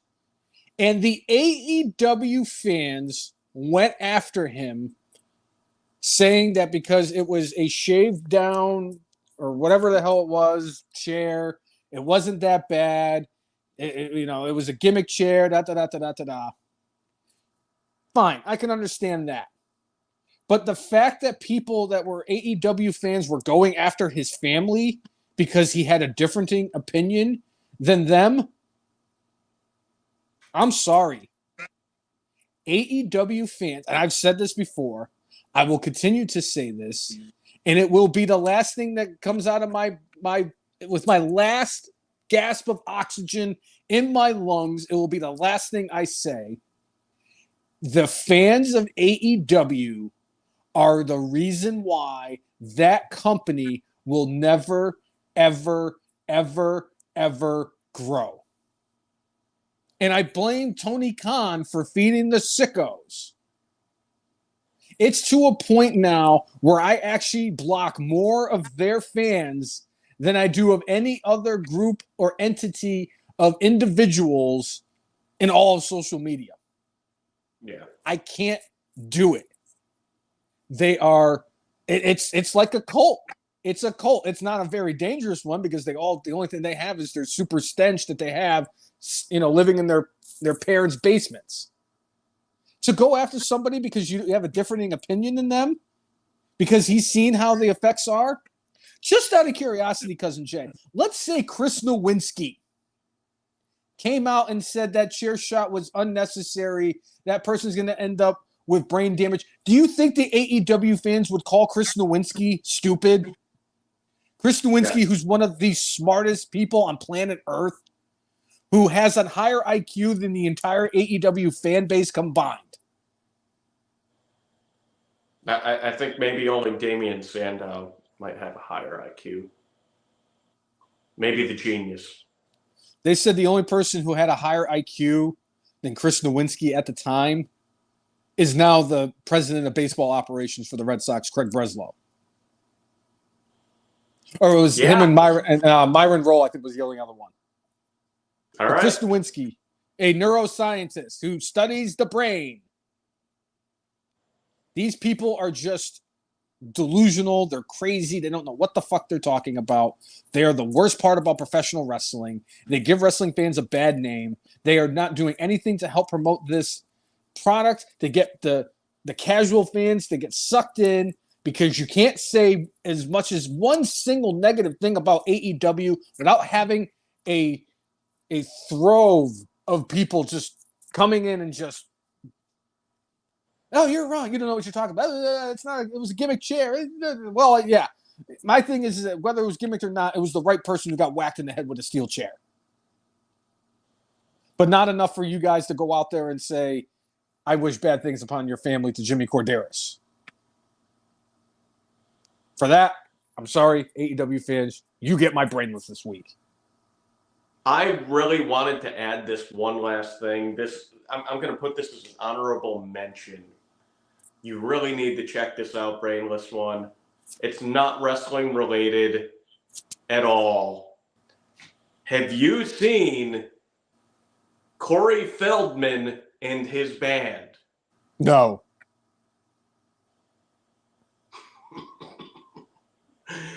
He is wearing like this glittery purple outfit. And like he tisms on his band at one point, or the sound people for something getting messed up. But then there's footage of him playing guitar. There are times where it seems pretty clear he's not even touching the strings, but he's sitting there like. Oh, so it's like Dennis Reynolds when they did the band episode and It's Always Sunny in Philadelphia. That's how he looked, and that's how it was.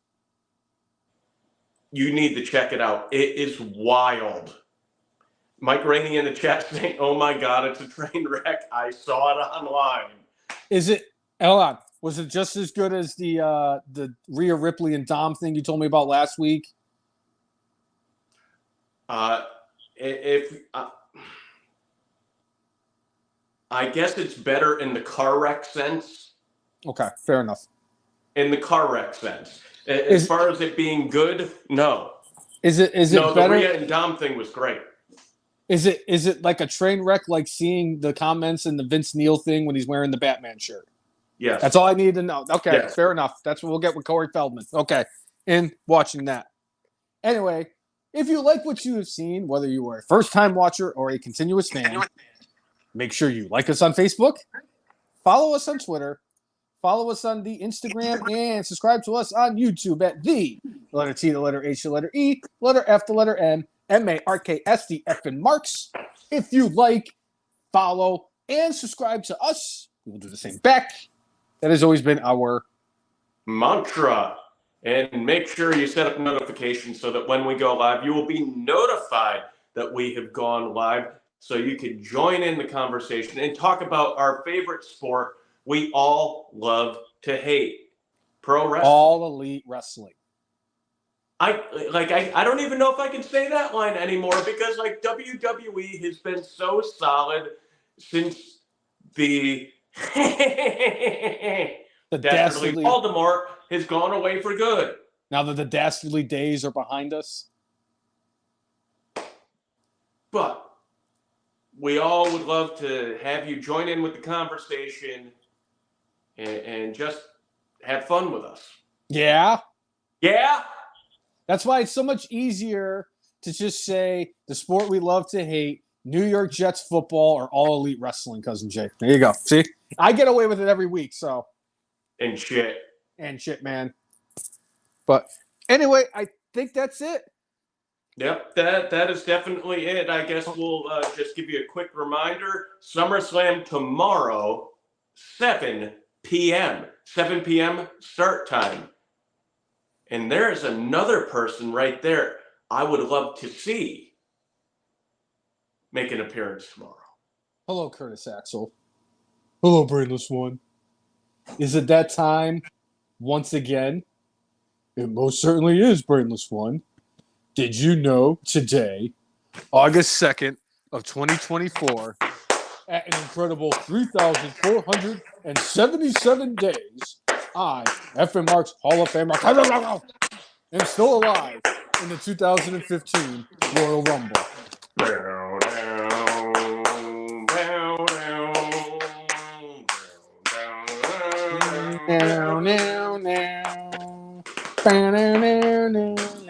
So, for episode 368 of everyone's favorite wrestling podcast, the F Marks. I'm Jay. He is. I am the Brainless One. Make sure you mark out. With your guac out. See you, everyone. Enjoy SummerSlam. We will see you next week. Yeah. Yeah. Yeah. Yeah. Yeah. Yeah. Yeah.